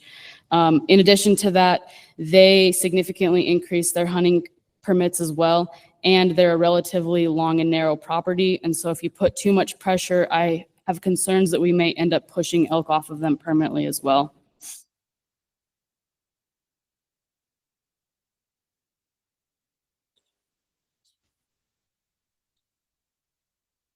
And then with Skullcrack, they've historically taken as many elk as we've always asked them to. This last year, they had a pretty low year, and it's likely be a combination of 2 different factors. The 2022-2023 winter that was crazy changed the movements and the patterns of the elk pretty significantly, and they're just not seeing the same number of elk on them. In addition to that, some of the ag fields have been converted to different crop types, so those elk aren't being pulled in the same way that they were previously. And so I think genuinely they made the effort to kill what they can, and I don't know that they could get more with more permits. And they're already taking more cow permits than bull permits anyways. Jayla, are any of these other CWMUs doing the option for a second permit? So to not add pressure, but to add the opportunity to harvest for those that are successful. I like Mike's point in seeing if we couldn't get this for the unit and then work with the CWMUs to employ it. Because I understand what you're saying and I appreciate the explanation, but I don't want them to come back. I don't want Folly Ridge to come back in 2 years and saying, hey, you didn't make it.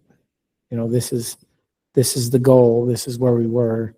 So I guess what I'm asking is I want to make sure that they're successful too. And are there any tools that we passed that they could use to make sure that they're successful? Yeah, so we could have those discussions where other CWMUs could be taking them. I think currently, or for last year, we just had Deseret on this unit. It was kind of a scramble and a rush to get something implemented with the timing of the new rule coming into place and then the board meetings following it. But I think it is worth having those discussions with the CWMUs to see who'd be interested in doing double cow permits. Many of them would be interested in doing cow permits with their buck and bull hunters.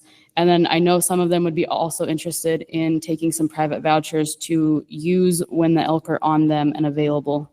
So, but there wasn't a lot of taste for that last year, so we decided not to implement last year. So looks like you're about 2,000 head of elk over on the 3-year average. So, or about 1,500 over on the, for your count last year. How many elk do you have to kill to just maintain 5,700 elk?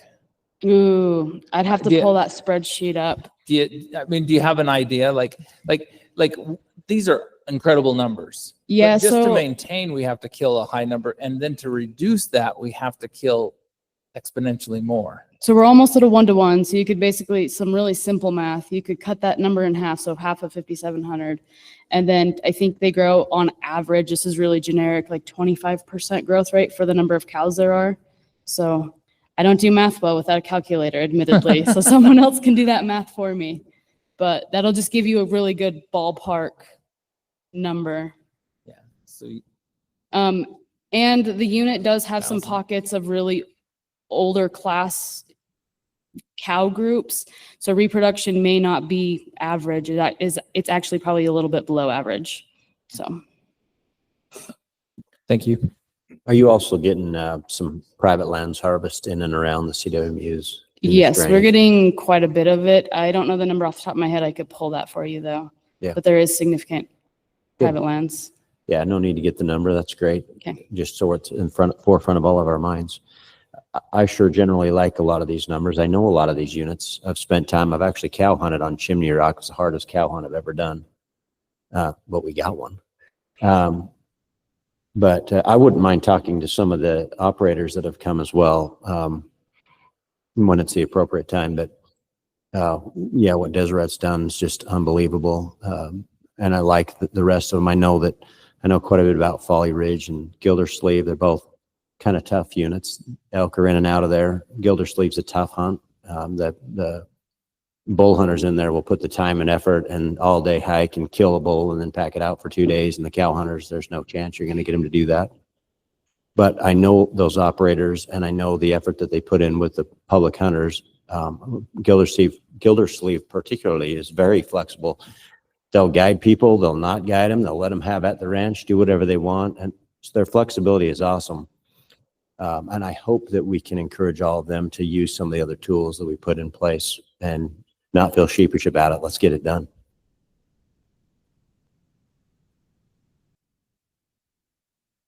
Yeah, I would second that. Where we can't increase pressure, where it's ineffective to increase pressure, we wrote this plan to get back to objective. We wrote this rule to be able to have tools to get back to objective. Let's try to employ what we can.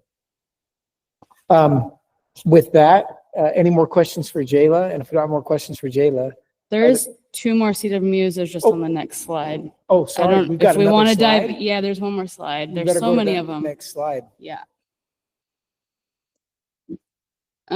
So Causey Springs is a relatively small property as well, and there's not a large resident population of cow elk on there. And they actually almost always fill most of their tags over on Deseret using the reciprocal program for the current cow permits that they do fill. So I don't feel confident that they could take more and be successful because that terrain is so steep that guys will see the cows down in the bottom and they're like, I'm not going down there. I'm not going to go after those.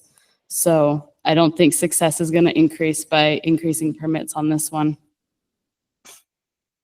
Oh, and then also it's worth noting, it's the number of bull harvest on here, I believe is actually lower. It's going to be closer to 20 because in our records, we're somehow double counting the permits that get donated to the CWMU Association. And so those permits are donated to veteran hunts and disabled hunts and stuff like that. And so they're somehow getting duplicated in our system. So it's showing a higher bull harvest on them than what is actually occurring. And then Woodruff Creek South, it's similar to Chimney Rock situation. There's more bulls that spend a lot of time there, and then the terrain is just really rugged and it's super, super thick country. So cow hunters are generally less successful on this property as well. Okay, now we've made it through all of the CWMUs. First, if we have any questions for Jayla. And if we don't, give an opportunity for any of the operators that would like to speak to come up to the mic and let us know what's on your mind. A whole lot of you are here. So Don't all come at once. Seems like we've got a lot of excited folks. Okay, that was a helpful list. Just tell us your name. Brett Bateman, Chimney Rock. Thanks to everybody, what they're doing to curtail our elk population. We have the Special Elk Advisory Committee, which I spent a lot of time with.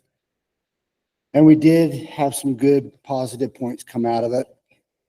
But as you guys have all said, and we've listened to Daniel, some other people speak, hunter pressure, we can't control that with the public hunters. That being said, we do everything we can to make sure they're successful. We feel that everybody that comes on our place has 100% opportunity, not only a success, but a quality hunt. And I think our previous harvest rates echo that. Our dynamic has changed where we've been so successful with the cow elk hunts that last year I had a different dynamic than I've ever had. And our success rates reflected that. I think it will change after our success rate was made public. But we want to move forward and be a solution to this elk objective. And thanks to everybody that's here and you guys' time for listening.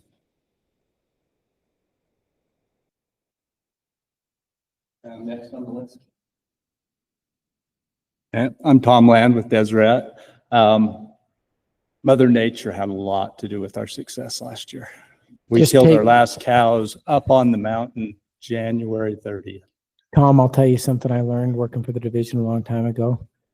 You should take credit when you can because you're going to get blamed when it's not your fault. Yeah. Mother Nature helped a lot. I just, the expectations of killing almost 400 cows is mind-boggling. It worked really good last year. I'm a little concerned. Daniel said it. Add more tags, more hunters doesn't always equal more harvest. Mother Nature will have a lot to do with it again. We try and give at least double. Now we're almost triple the amount of time that the state law says for our unguided cow hunts and give them access to the entire mountain. I give them access to places we actually won't take our guided hunters on the cow hunts. And they have good success. And I appreciate all the operators in the unit, taking the effort to knock this elk herd back. It'll be really interesting for all of us to see when Jayla flies next year. She'll fly in January next year, see what our numbers are. We have an independent company that comes in, does elk counts every year on all of our CWMUs. I have no idea what the other CWMUs numbers are. I know what ours are, and we're back down what we think is objective. So your number's 752, just so Mike knows the calculations of how many calves are getting dropped. I used to calculate it. I came though. I up didn't close do to that in my that. head. I came up close to that, but I wasn't going to put it on public record. But while I've got the mic, I want to thank you for. I know that Deseret has been pushed hard in the past. I understand that, and I want to thank you for the efforts that you've made in good faith to take care of a problem that is affecting our elk herd, but also our deer herd. And I know you love deer like I love deer, and so. No, thanks. Yeah. And that effort goes for Scott and Dave and Mike, because Mike's our general manager on the ranch, and he's spent a lot of time, a lot more than any other general manager, working with wildlife and have the concerns that he has. So whatever we need to do, let us know. Thanks, Tom. I'd be remiss if I didn't say the same thing as Mike. Appreciate you. I appreciate what you guys are all doing, and it's going the right direction. Hopefully these new tools work out in a way that works for you guys and makes it doable. Little concerned with the buck and bull hunters getting cow tags with the price that things went to. But that's the thing you guys have control. Thank you. Hey, Darren, just for these conversations in the future, I think it would be really helpful to understand what the harvest dynamics are outside of the CWMUs. Because as most of them have mentioned, they're doing their dangest to kill. But if they've got large chunks, like Jayla was talking about, of private land that's not allowing any harvest, that really changes the dynamics of what is going on, overall. So it'd be good to have, and maybe I'm asking for something that's really hard. No, it's easy. I think it'd be really helpful so that we can think about it as a whole unit instead of individual units, because I think it's abundantly clear there's no one CWMU, even as large as Deseret, that can really take the entire responsibility for that cow herd on by themselves. I think it'd be, when we do this in the future, it'd be good to know what's Yeah. happening on the private, non-CWMU parcels, et cetera, so we can just kind of see the whole picture. No, I appreciate that. I think one of the goals, this is so new that we were kind of looking at each other like, what does this meeting even look like? And I think it's going really well. I hope that everybody's, that's beneficial to everybody. But yeah, let's make sure that we can make it as informative for you moving forward. Yeah, the other piece of all the that puzzle stuff. is, it's simple. It's private lands only permits and public drop permits for the unit. Yeah. If we can have those two pieces of information, we can get mitigation too. We can get mitigation permits, but Most private states, lands yeah. only and public draw, those are all mandatory. So, and then we can get mitigation, which is, we can get an estimation there. Okay, great. Thanks. Appreciate that. Okay, well, let's, if there's no other questions or One comments, last go ahead. thing to add to Yeah. that is also where you're taking like your mitigation biologists when they're taking complaints, because I think that becomes another piece of the puzzle, right? Because if you've got areas Yeah. that are over and there's lots of other private land concern, seeing it in the whole would, yeah, it'd just be Yeah. helpful. If it's all right with everybody, before we move on to the next one, let's take a quick break. We'll be back in 7 minutes or so and just take a break. Thanks.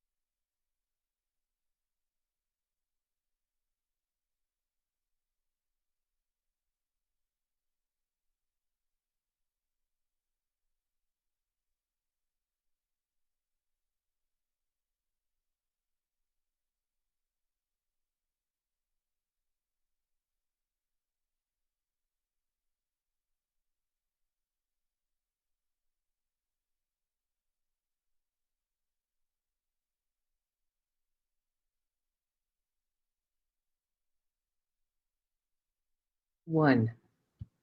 All right, thanks, everybody. We're back now. And Darren, it looks like we'll continue on with the 9 Mile range grid. Yeah, I just want to say I really appreciate the conversation. I think that's probably the most valuable thing we're getting tonight. So I'm just going to go ahead and turn it over to Brad, and we'll let the biologists speak to these, and then we'll go to the CWMUs.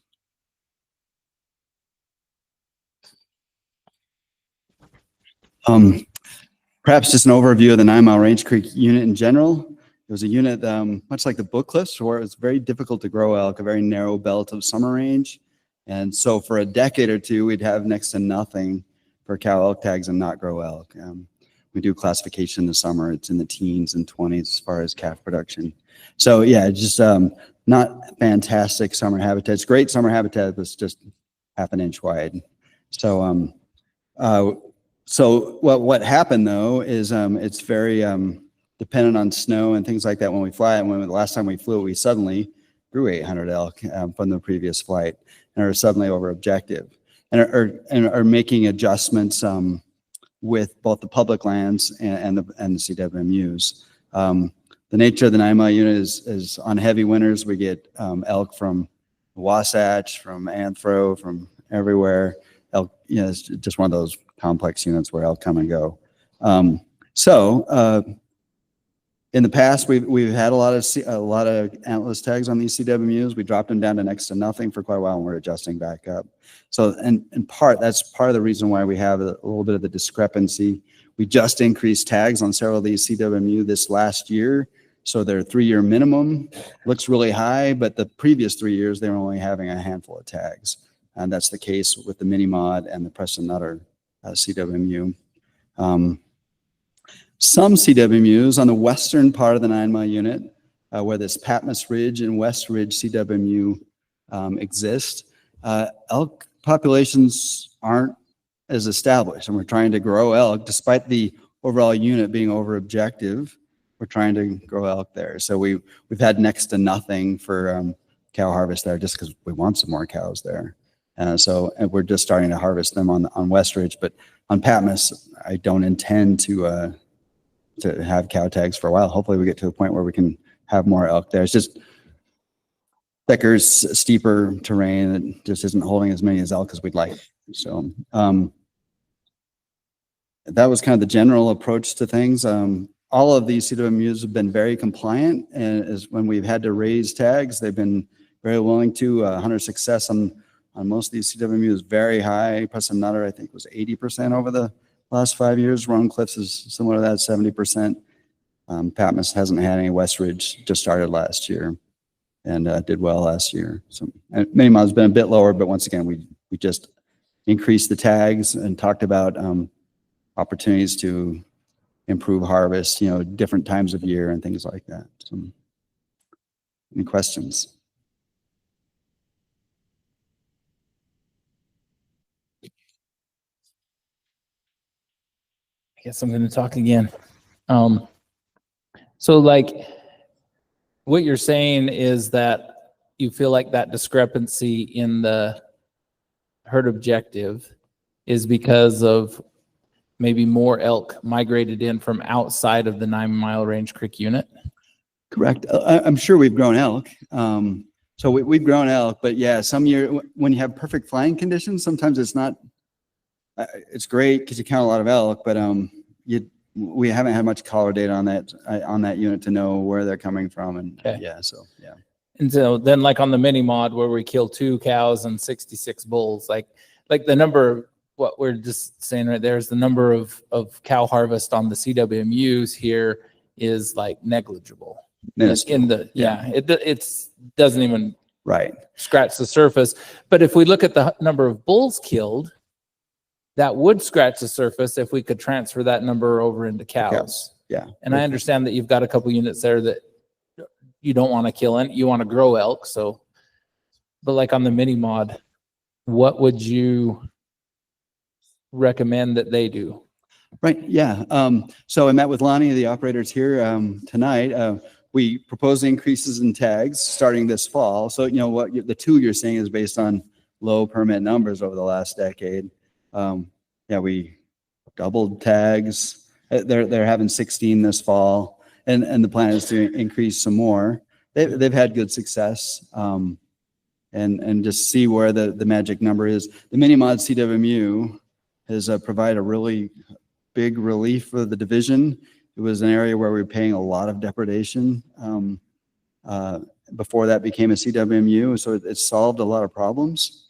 So it's been very helpful. You know, we see that as a benefit. We'd like to kill some more cows there. And yeah. So, and if I read these numbers right, that's 23 to 25. So the cow harvest, the minimum, is that 2 in 23 and 24, or is that just 2 last year? They shot 2 out of 8 tags last year. Okay. And this year they'll have 16 tags. So they had a 25% success rate last year. Yeah. And is that 66 bulls that they killed last year? That's over 3 years as well. Well, that's over that's over 2 years, correct? So they're killing 33 bulls a year. Yeah. There's a lot of tags on that unit. Yeah. So do you happen to know what their bull success rate is? Much higher. Yeah.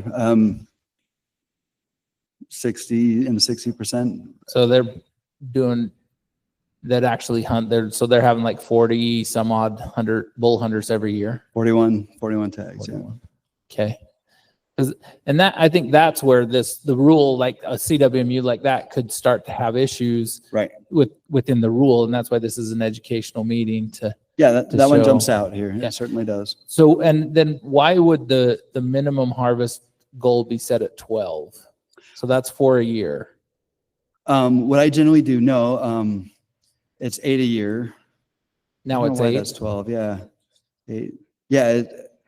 That shouldn't be 8. Yeah. I had it set. We made it 16. Moving forward, it was, okay. Sorry. I'll back up. The previous one, we had 8 tags per year. 24, and I shoot for 50% success. The public land average is 40% success. So I shoot for 50% as my target, a minimum. So that's how I've shot that. All right. But going forward, that with 16 tags per year, that's twice that. So 24. Okay. Yeah, and I think I understand the comparable success rate. I just always I'm a little bit hesitant to just say, yeah, let's just hit 50%. No, let's try to hit 100% and have maybe less tags, but hit 100, the higher percent, especially when our bull tags can hit so high, we should be able to. Agreed. Wholeheartedly. Thanks, Brad.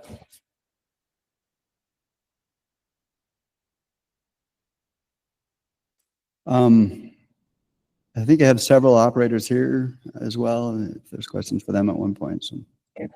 Any other questions for Brad from the advisory committee?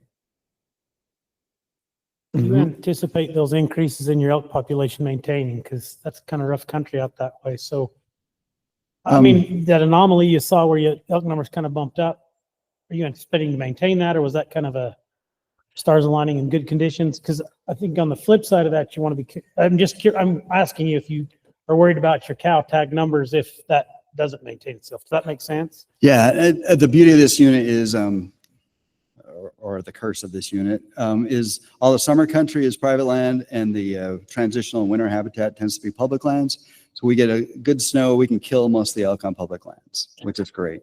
It's when we get good snow, it's difficult to get around on the CWMUs and get good cow harvest. So we can catch up with elk pretty quickly. We found that last time we actually kind of over harvested them. So, right, but are you worried about it continuing to decline, or because you said it seemed like it took a long time for elk to really take off of there? So that's kind of my fear in quadrupling tags instantly, because you do the math and you probably should. Kind of a gradual increase to catch up with this, because it's slow to recover. It probably has a similar age structure as the Book Cliffs, with limited antlerless harvest over the years, a lot of old cow. It just, production isn't very high. It's gorgeous habitat, but it's just a very narrow window of it.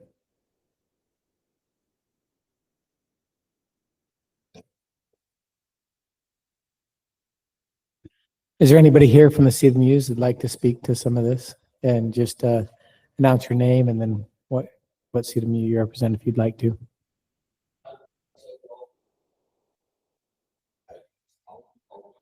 Just minor comments. Sure. So I'm Clint Eastman with the Preston Nutter Ranch.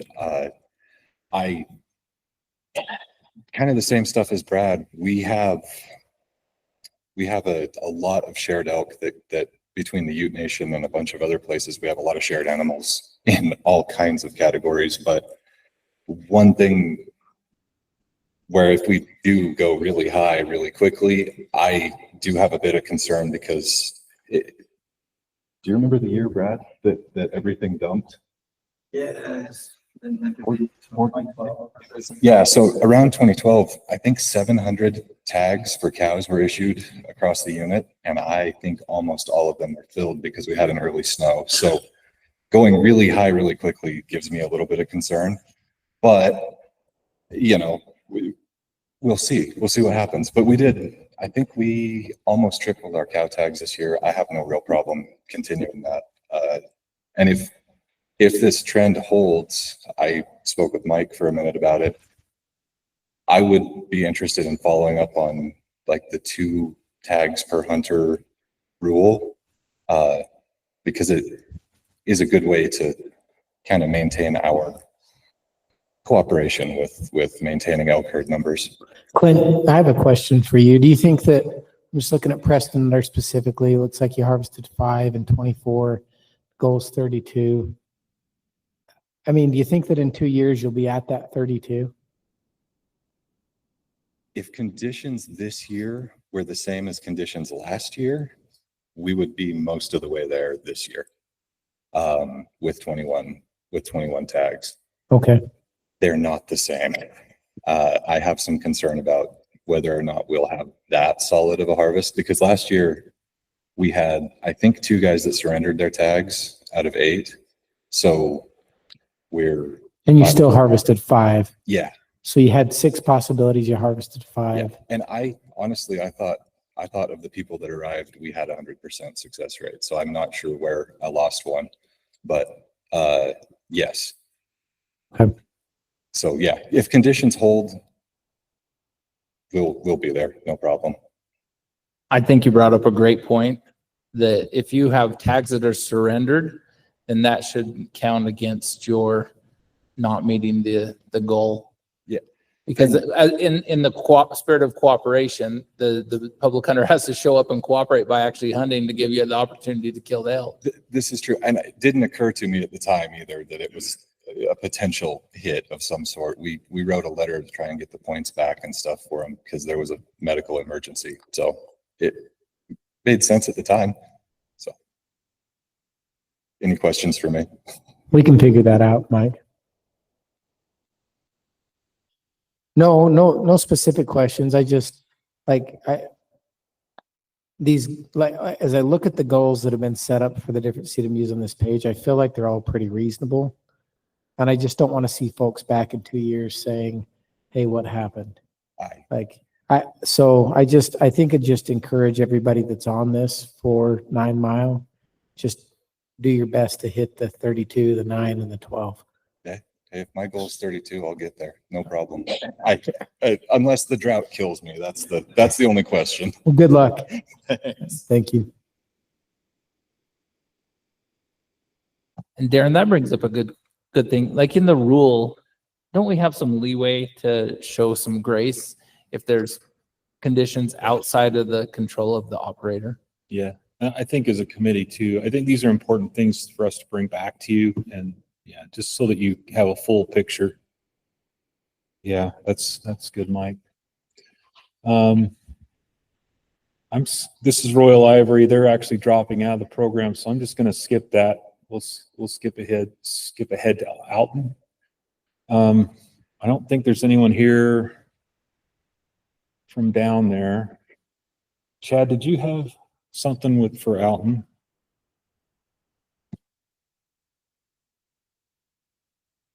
Yeah, I'll just touch on this one real quick. I mean, you see the objective is 140. In 2024, we're actually at the objective, but because it was so far over the previous years that it put it 150% above. So even if we just waited one more year, it would be at objective. So not a big concern on this one. It's also the only CWMU on the whole entire unit. So to think that we need to get the harvest to get to an objective off the CWMU is probably not correct. So for me personally, there's not a lot of concern on this one. I don't know that I understand the goal of 18 elk over 3 years on the Alton. That feels, understanding that country a little bit, that feels really high to me. So that was based off of probably you look at the 3-year average of 210, it was way over objective at that point. So I think when it was way over objective, we thought we need to get 18 cows harvested. So what we need to do is adjust that minimum as well. Okay. Yeah. So now that we're back to objective, we need to adjust that. And that's not out of whack with, they killed 14 in the previous core. So. Yeah. Yeah. They were pretty close in the last one. Yep.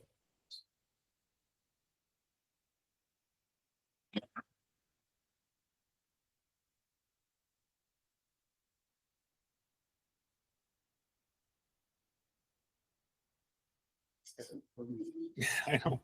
I thought he was going to take over. So Wasatch Mountain of Inniquin. Is that, there he is. I saw it. Derek earlier. Okay. Oh, I'll go from on it. Yeah, I'm Derek Ewell. I'm the biologist for the Avinaquin Canyon one, not the Indian Head, but it looks pretty crazy when you just look at the numbers on this, and with the objective, we're way over the objective. A brief history on the Wasatch. We went, 15 years ago, we are going to harvest as many cow elk as we can to get down to our objectives, which were lower than these objectives. And we did it. We hammered the elk and got way down. And the reason we did that is because we did want to increase the objective, but we wanted to show that we could get there. And so for the last 10 years, we have been in growth mode. We've been trying to grow elk on the Wasatch unit. And in fact, I think the last 6 or 7 years, we haven't had any public land cow tags until just this last winter. So with this CWMU particularly, we haven't been really pushing to kill a lot of cows. However, this one just changed ownership, and there's going to be big changes with the property. A lot of different irrigation practices are going to happen. So there's going to be, they want to grow elk on their land and be able to harvest cows. So I think some big changes are going to happen on this unit, on the Avinaquin. So any questions on that one before Brad comes up? Do you know why they didn't harvest any this last year and how many tags they got, Derek? They try really hard. So most of their tags are wounded warrior.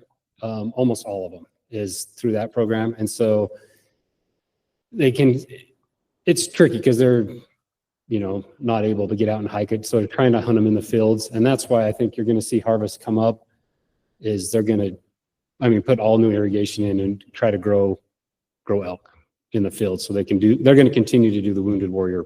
It's not wounded warrior. It's a similar program. I can't remember the name of it. But that wouldn't, if they're getting, I love that program. So I'm not trying to discount that at all, but they should be getting public cow tags. Yeah. And those are the cow tags why they wouldn't have harvested their cow. Right. And Did they and it's have- not through lack of trying. The operator allows them to hunt the whole time and takes them out. And it's a super narrow, I don't know if you're familiar with the Avinaquin Canyon, it's super narrow. And so it's surrounded by tribal land. So it makes it really tricky if they don't come down into their canyon bottoms in the fields to get an elk. But like I said, we've been trying to grow elk and we are finally there now where we're going to start hammering on the public land. And so you're going to see that objective the estimate come down, and they are going to be doing better harvest as well. Maybe Greg knows this answer, but wasn't Avinaquin Canyon the under acreage CWMU that we Yes. passed with the variance? Yes. And in that, we talked a lot to him about the importance of cow elk harvest, like an extreme amount of importance. And so I know that area. I know people that have hunted those tags in the past that were successful. I find zero harvest.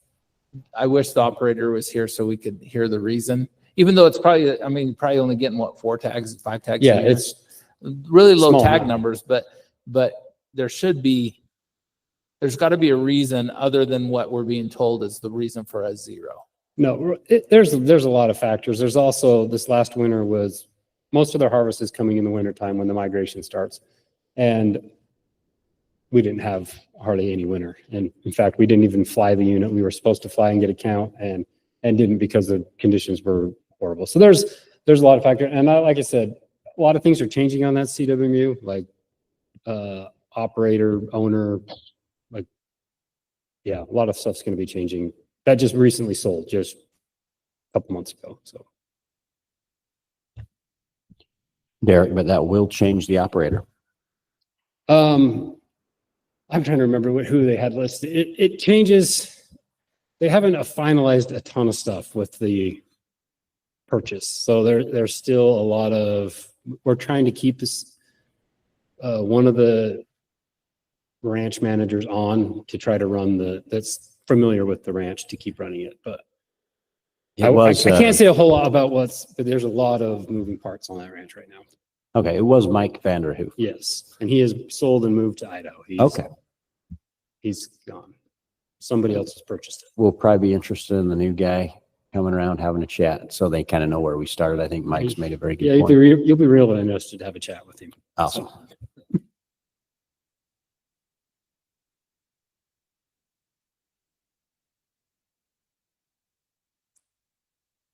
I think Derek kind of explained the what's happening on the unit. Same thing's happening on the Indian Head CWMU. This is most of Emma Park and the south side of Reservation Ridge there. Just starting to adjust permits upward. You know, we've been in growth mode for quite a while and just we'll adjust upward to stabilize things there. They've been very compliant, had high success. Yeah, averaging almost 70% success on those antlerless loans. Any questions? These are a little different than some of the ones we discussed in northern Utah, and I mean, both of these have, you know, the previous 9 mile, and this one, they're dominated by public land. And so the CWMUs play a role. They definitely play a role, and everybody, we need to work and pull our weight, but it's not the same story. It's just not the same dynamic. We're not going to get the majority of the harvest on the CWMUs on these. It looks like they're trending towards their goal that you have set for them, Brad. They met and surpassed their goal last time. So it's a good operator. Yep. I think one of the things, the 12 bull harvest, did they harvest 12 bulls this year? So I understand that correctly. COR. I mean, the COR It is should be 20 during the duration of the COR. So that's COR an is 24 to aggregate, 26. right? So if they hunted 24 and 20, yeah, so it would be 24 would be last year on that one.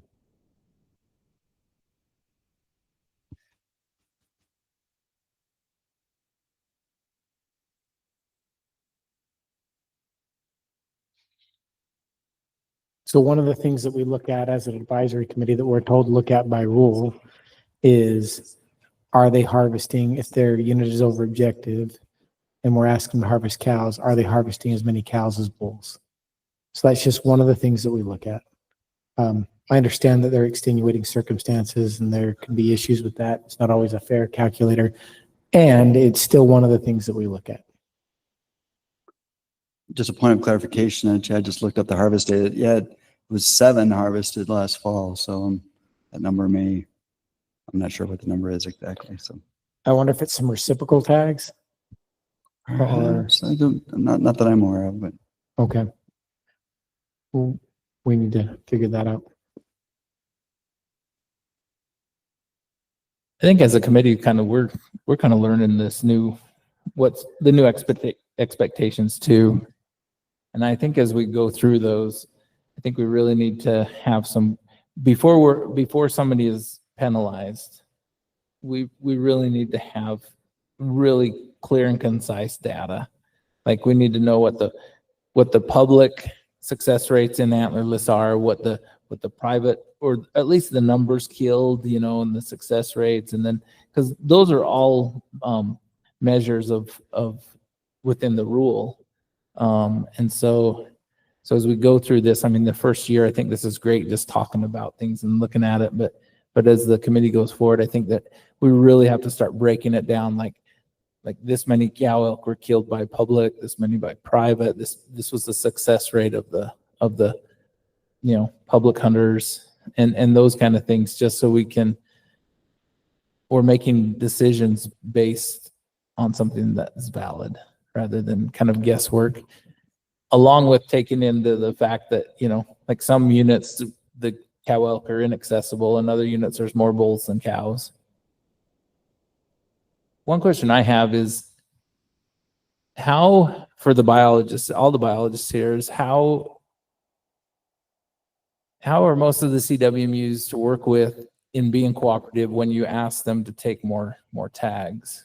Like, and we don't have to go into a deep discussion about that, but like even these ones here, are they more willing to take more tags, or they've been pushing back? Or I'd say for the most part, very compliant. I mean, it stings. I'm sure it stings a bit because that's more people to babysit or worry about. And but yeah, everyone's been very compliant.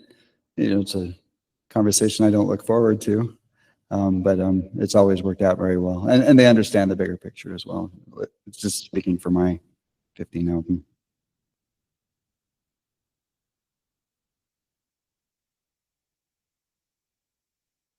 All right.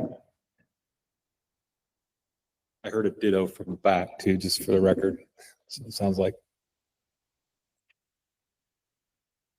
I think if there are no more questions, are there any operators here from Avinicon or Indian that want to speak? If not, we'll move on. Okay.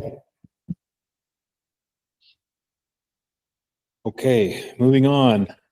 Watch this mountain, Current Creek.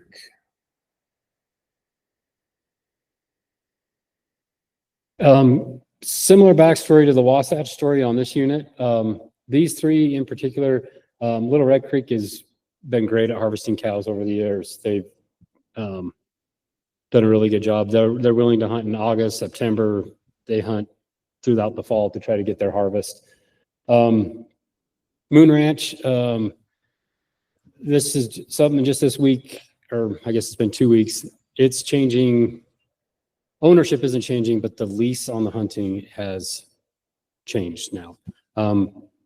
This committee probably dealt with the past operator on that one in the not too long ago. Two of the operators actually weren't able to run the CWMU because of wildlife violations. But anyway, the owner of the property, the two owners have got a new lease, and this will be changing in January 26th.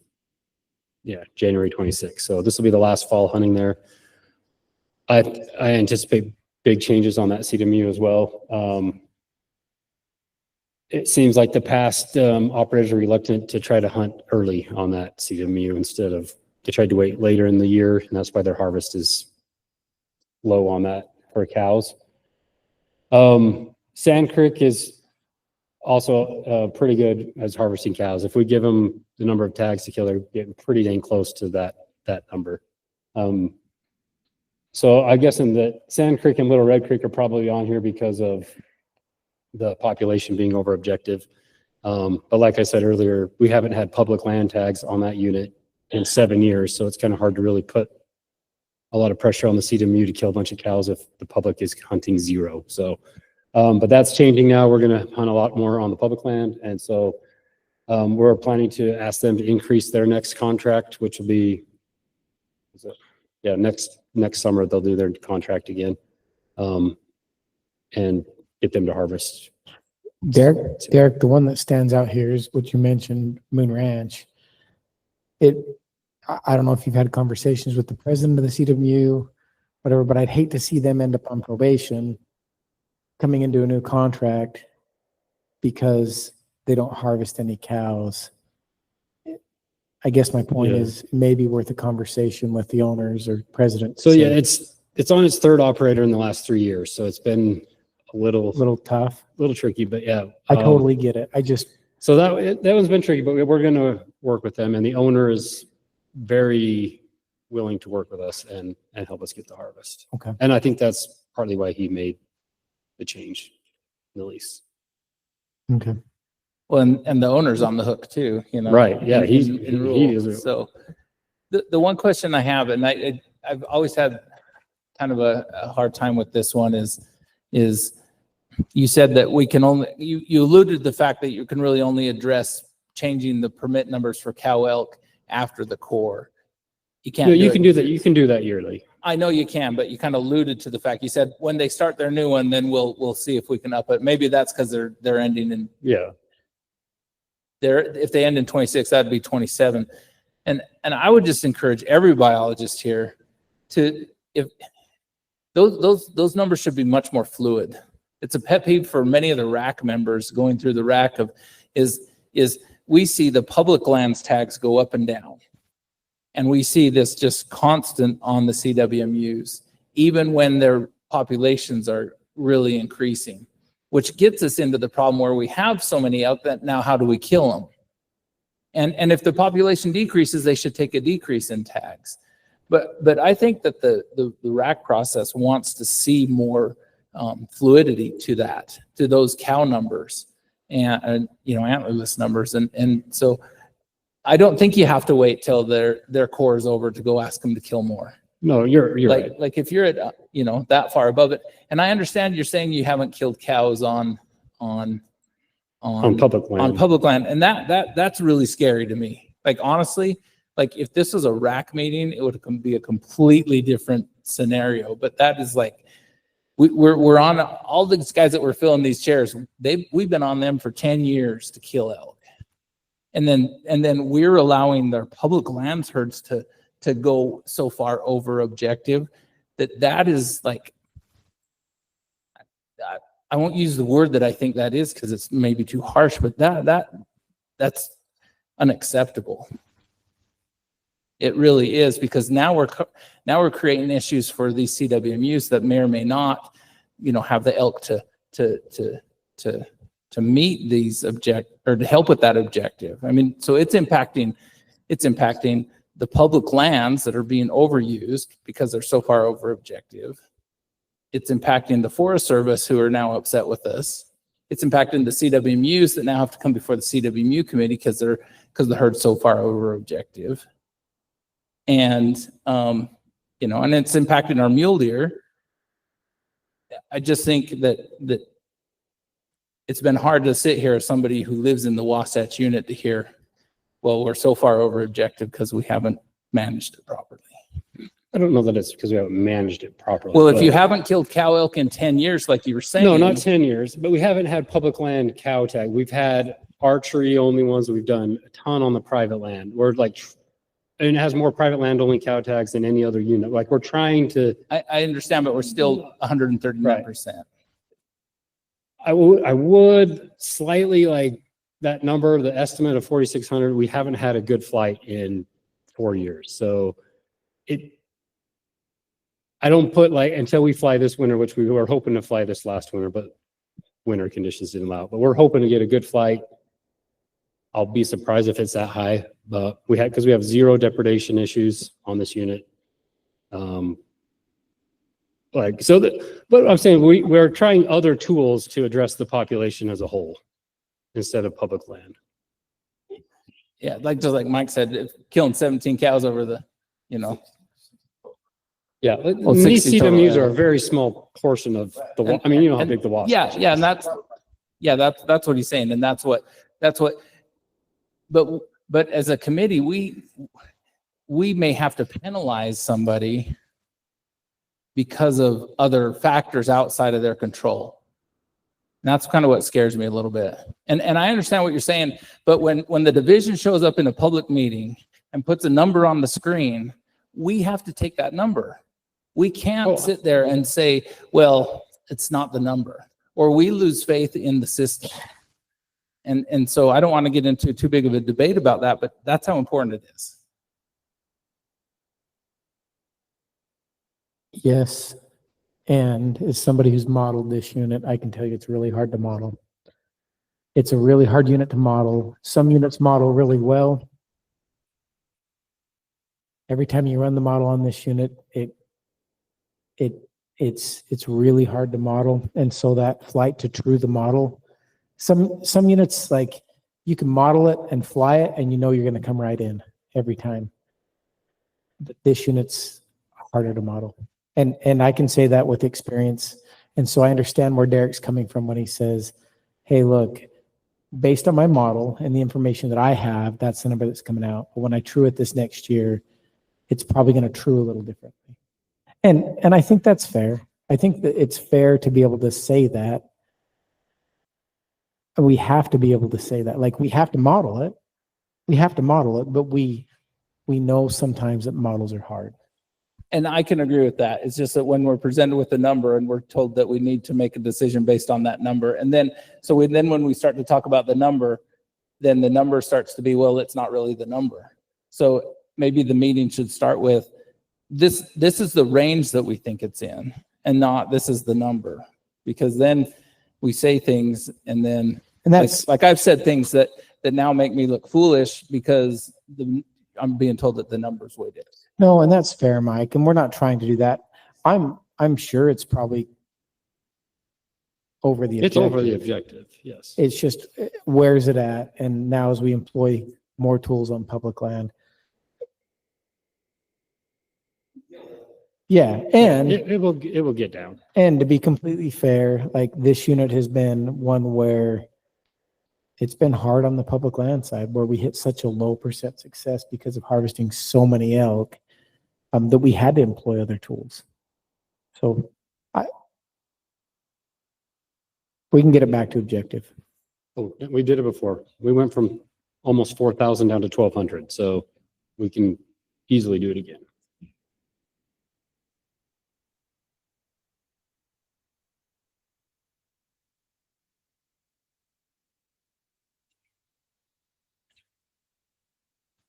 All right, is there anybody here from these CWMUs that came to represent? No? I think there was, when I contacted all of them on Friday, none of them had even received a letter or email or anything, so. And it was all three of them, so. It's interesting. Or four. Okay. Yeah, this year we asked the regions to reach out with those communications, so sounds like we need to do a little better job with that in the future. Me communicating with the regions what we're asking them to do. Mike makes a fair point. Like, it is really important for us to do our best to manage to the population objective. And I understand that as well. All right. Anything else we want to talk about on this one?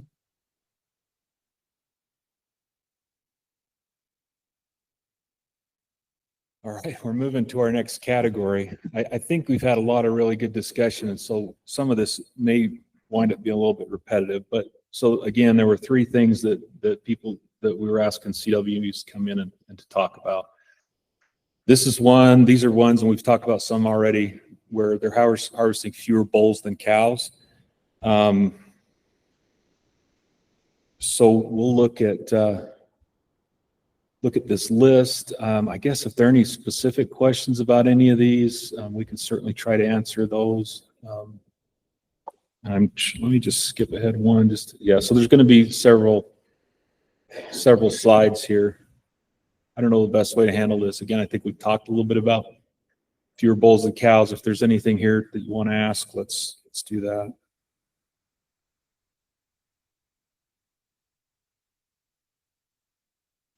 So just to clarify, so that I understand this. I didn't explain the table, did I? No, you're good. I was just going to clarify that none of these are they're at objective or below objective. That was my question. Yeah. Right, that's the only reason. Yeah, sorry about that. Yeah. So again, the CWMUs, the COR duration, number of cows, number of bulls over the duration up to the present. And then on the right-hand side, this would be what they did during the last 3-year period.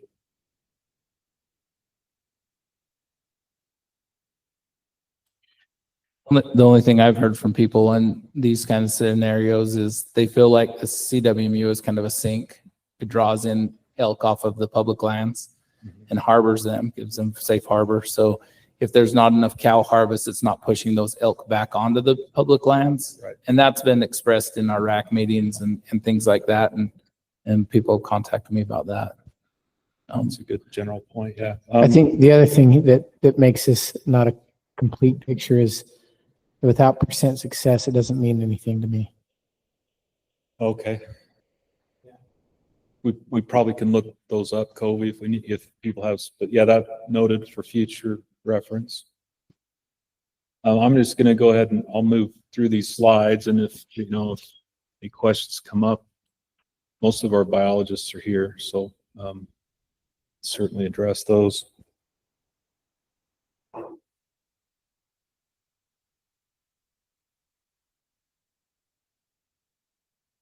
Okay. So every one of these are in units that are at or below objective. Right. Yeah, but context. I mean, when you scroll back through a lot of these, different than a lot of the ones we talked about in the Morgan Summit area, these are in counties that largely are dominated by public lands versus private. So it's easier in theory for the division to manage populations. You have more public land to spread hunting out. But I think, I don't know if I want to completely gloss over this, because again, the problem is this creating a problem that we're going to deal with in 5 years instead of dealing with it now in terms of objectives and other things? And I recognize some of these are small enough in the grand scheme of things, they may not, but at the same time, just as a general statement, I know there's a ton of nuance, so I don't want to overstate it, but I think we need to make sure everybody's doing their job to cooperatively manage the unit, right? To keep it objective. And so, because I have heard, similar to Mike, that there's concerns over, elk harboring on CWMUs because the pressure's not there. And I know that we can't fix all of that. There's too much nuance, but I guess just generally, I'd be interested to hear, I don't know if we have to hear from every biologist on every unit, but are there any of these that the biologists are concerned with because they're not killing enough cows? I'm worried that it may become a problem in the future, because it may be easier to address some of that now rather than 5 years from now, and then it's really out of whack, and then we have a larger problem. I don't know. That's just, there's some of these may not be an issue at all, and some biologists may be concerned. So I guess that would be my question. Biologists, are there any of these units that you're worried about that they're not killing enough cows?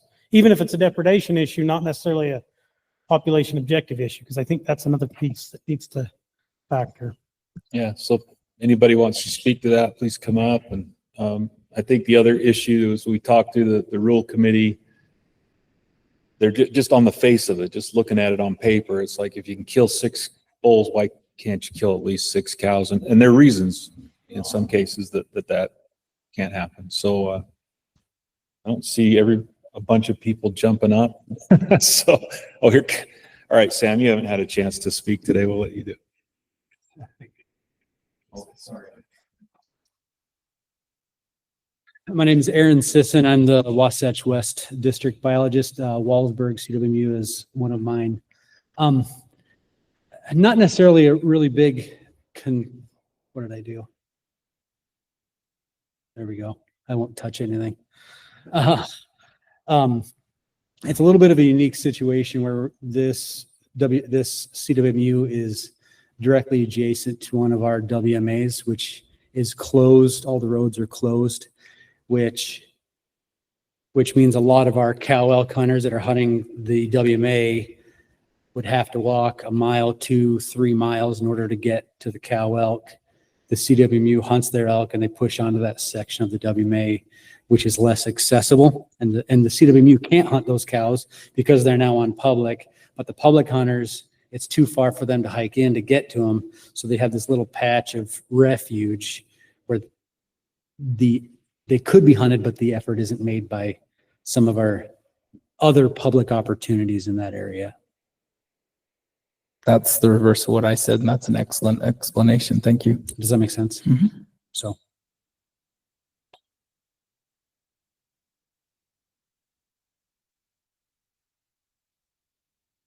Yeah, my name's Sam Robertson. I'm the Cache and Ogden District Biologist. And I just wanted to talk about some of the Ogden CWMUs. So you've got Coldwater, South Canyon, and like Sharp Mountain. These CWMUs, there is concern. We do have some depredation issues that are happening on the south end of Cache Valley, Mount Sterling, Wellsville's area. Coldwater's been great to work with. They're helping us out with some of those issues. We have talked, they've agreed to go up 5 additional cows and 5 additional bulls to help with some of that. And South Canyon's agreed to take a few extra cow tags as well. And so is Sharp Mountain. So I'd just like to talk. They are trying to help us out, and we are trying to work with them to come up with different ways to get some of this harvest, because it is difficult in some of these areas at certain times of the year. Sam, I'm going to kind of echo Eric's comments from earlier about the access to public land. This is an area that's got a lot of public land around it. I mean, with allowing the public to hunt cow elk with their deer tag, the Cinnamon Creek, Yep. some of the cache on the opposite side, it's all the same. A lot of the same herd, they cross back and forth. The public and the opportunity for the public to hunt outside of the CWMUs is probably higher here than just about anywhere, isn't it? There's a lot of opportunity there. There's some public, but the public we do have gets hit pretty hard. And a lot of those elk, the first place they go is to the private. And that's why we're trying to push back and get a little more pressure on the private. We give a lot of depredation tags, mitigation tags for that private land. Cinnamon Creek, we did put a closure on there till August 10th this year, which has helped. There are more animals in that WMA, but I do worry as soon as we open that up, all those deer and elk are gonna get pushed right back off. So there is public there, but you got the Hardware Plateau, you got Blacksmith Fork, there's quite a few places for a public guy to access and shoot a cow elk outside of the CWMUs in that area. Yeah, most of the hardware is on the cache side, but there is a little bit of the hardware on the Ogden. You've got Middle Fork. We did have a lot of pressure in Middle Fork a few years ago, so we've kind of changed the patterns of those elk, but we are starting to see more elk start to use Middle Fork. That's kind of an easier herd to control though, because you can whack those just by adding more public tags, right? Yeah, but in the process of doing that, we push them back up on the private. So it's kind of a tricky game we have to play. You mentioned depredation issues. And those elk that are coming off the CWMU and down into depredation issues? They're coming from a lot of places, like in that South Cache Valley. We get them from the South Cache unit. We get them coming from Blacksmith Fork. We get them coming from Sharp Mountain. They're coming from a lot of different places. They're going all to one place to winter. Yeah, it's kind of, I understand that right there too, because I've been on some of these ranches, and I understand that. It's just that in the rule, it's, one of the issues is if elk are depredating their neighbors, then they need to be more cooperative and working to solve those issues. And do you feel like they are? Yeah, yeah, we're starting to see that, and they're working with us pretty good. It's just a problem that we're going to continue to have to work with. Makes sense. Thank you.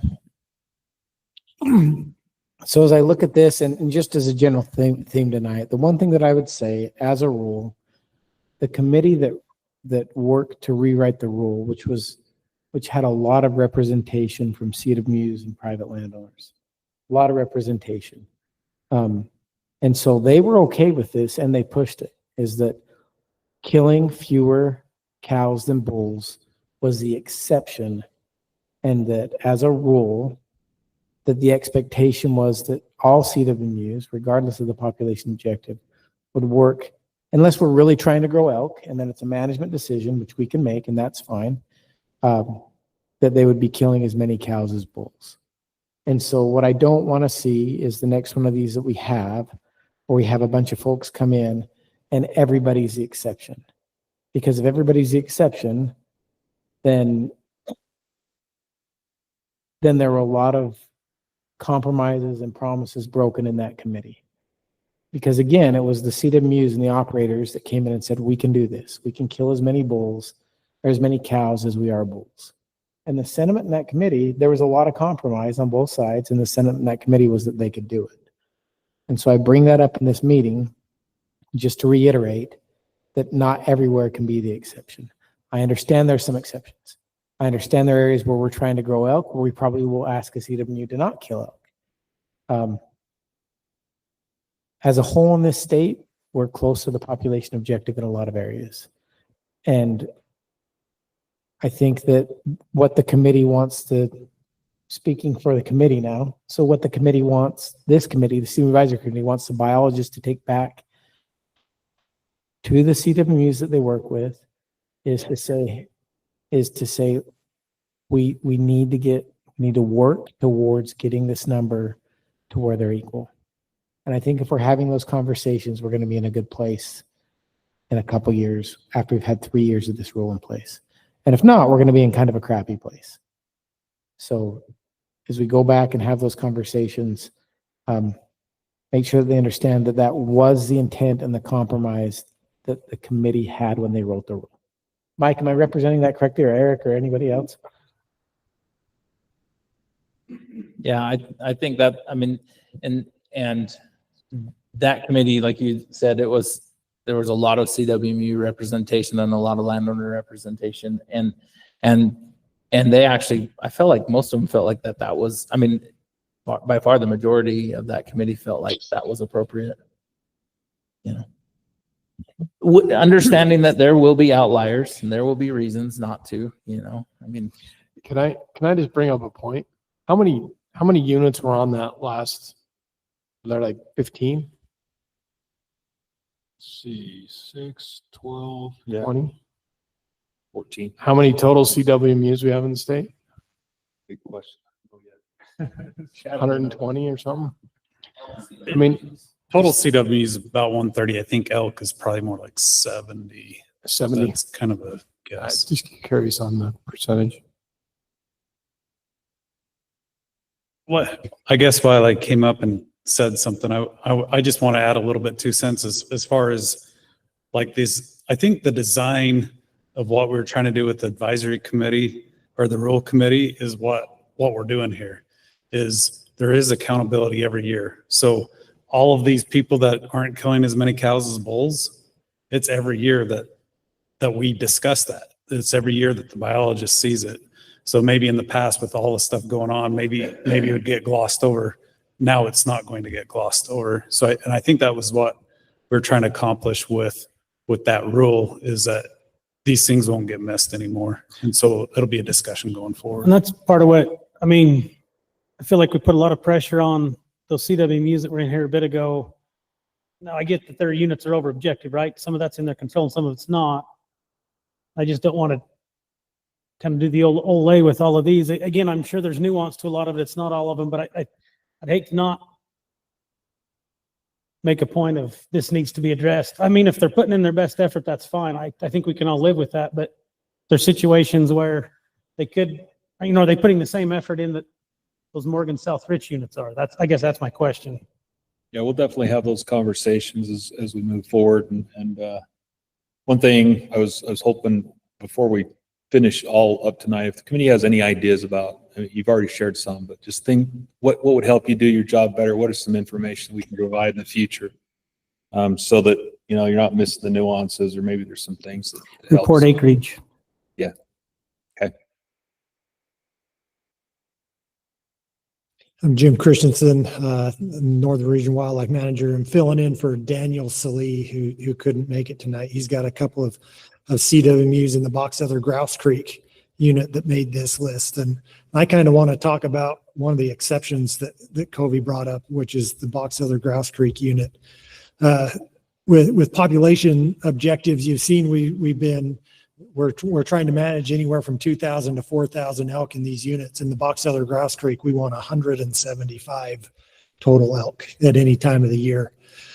We need to be selective of where those elk are at. We want them on the CWMUs. So we are deliberately not harvesting cows on the CWMUs to try and encourage populations there, and removing cows on non-CWMUs across the unit there. And so if there's any questions about those CWMUs out there, that's exactly why there was a time where we were significantly over objective, and we were having those CWMUs kill a lot of cows, and they did their part. They got it down to objective now. And now we're just trying to shove those elk back to the CWMU and off the ground where the landowners do not want those elk. Again, I think this is where being able to see the picture of the whole unit would help us see that, right? Because I know you're still issuing cow tags on the public land there, but that'd help have that context.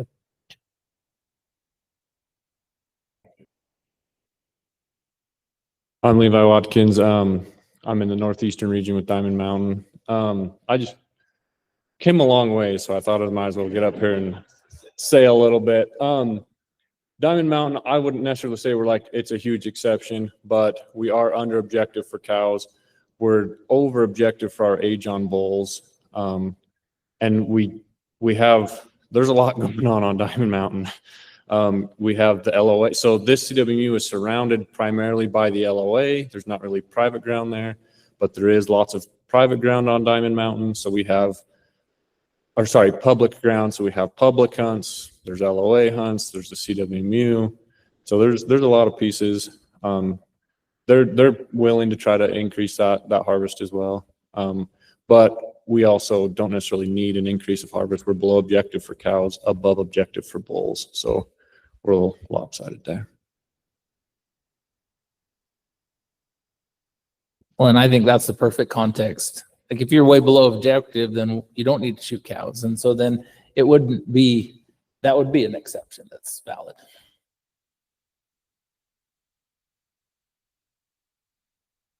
Any other questions on this? If not, we can move to I think this is the last category.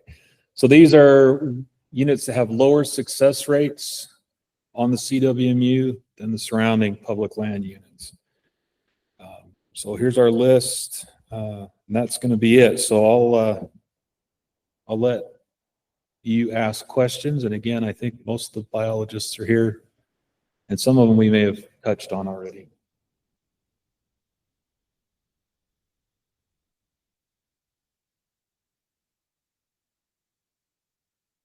Cow elk success varies so much that it's probably better to look at this in like, if there's such a thing as a 3-year average, it's probably better to look at this in like 3-year averages.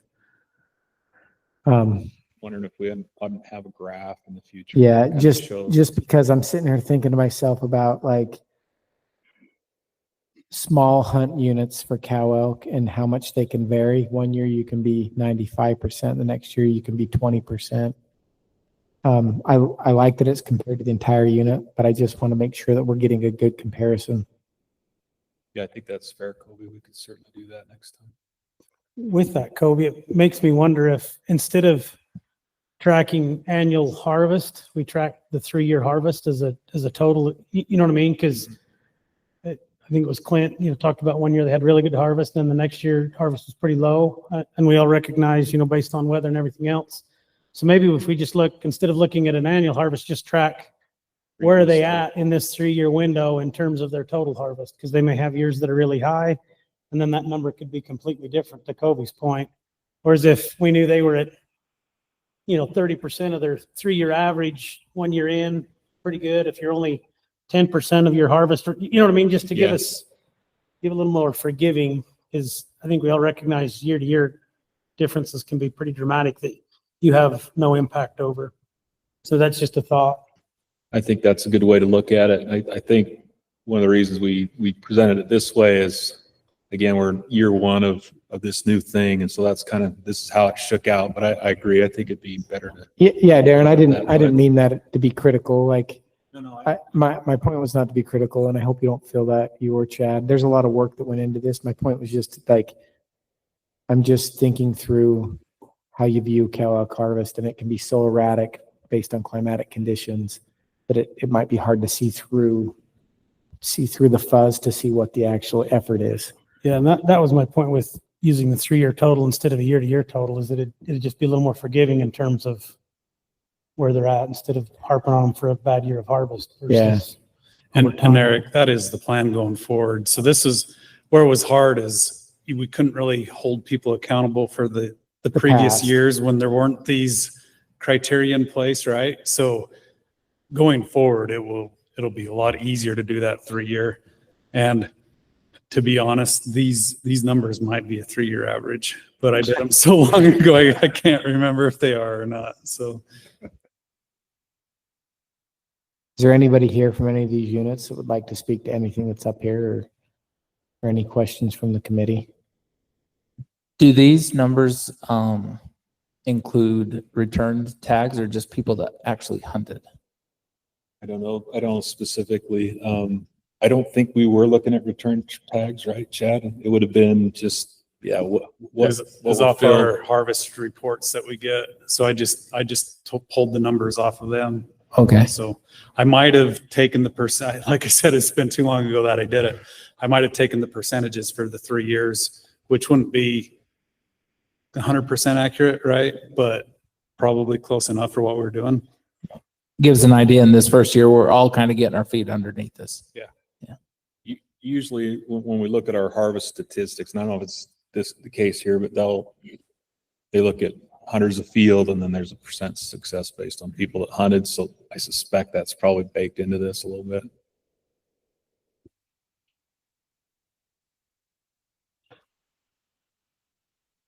There was a lot here. I still want to say, I think overall, like, I'm super appreciative of the CWMU program, the CWMUs. I think if anybody will give the program a fair shake, it's a good program. It gets a lot of people onto private ground that they otherwise wouldn't get. And as I look across the West, nobody else has a program like Utah.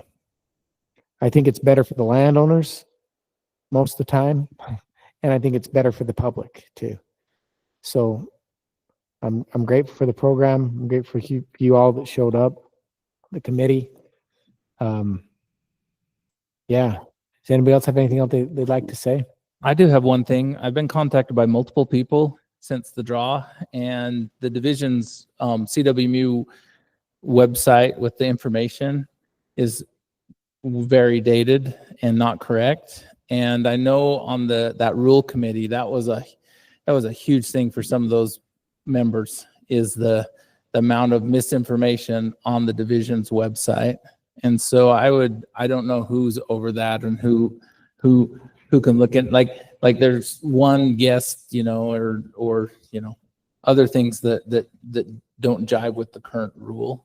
Yeah, we'll look into that, Mike. So- Maybe there's a button that didn't get pushed or something. So a lot of it we've tried to update to where it's a link to their information instead of hosting it on ours because of that exact thing, Mike.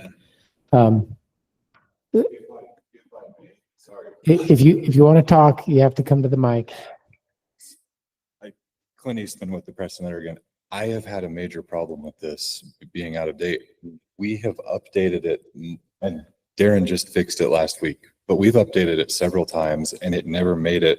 It didn't get pushed all the way through. Yeah, it never made it from our updates to the DNR website. Okay. Whatever changes we made, for some reason, never went that far. So that is a bit of an issue that I know is extant. No, I'm glad this is brought to our attention and it'll get fixed. There's a lot of order. I find there's a lot of order operations in this program, and I'm trying to wrap my head around it, but we'll definitely get there and try and figure out. But that's good to know that that's a concern. Anything else? I guess my last thought is, it's a lot of good data today, and it'd be nice, next year when we look at it again to have, so we can kind of compare what we looked at the year before and be ready to go in the next one. I imagine we'll start making some more recommendations once the data starts falling in line there. We get some history to it. Thanks, guys. Yeah. Thanks to all the biologists that showed up, division personnel. Thanks to all the CWMU operators that drove a long ways to be here. And thanks to Darren and Chad for putting this in. And thanks to the rest of the committee members for volunteering their time and being here tonight. So appreciate everybody. It's been a good night, a lot of good discussion, and we'll see you probably in February. We need a motion to adjourn. We're adjourned.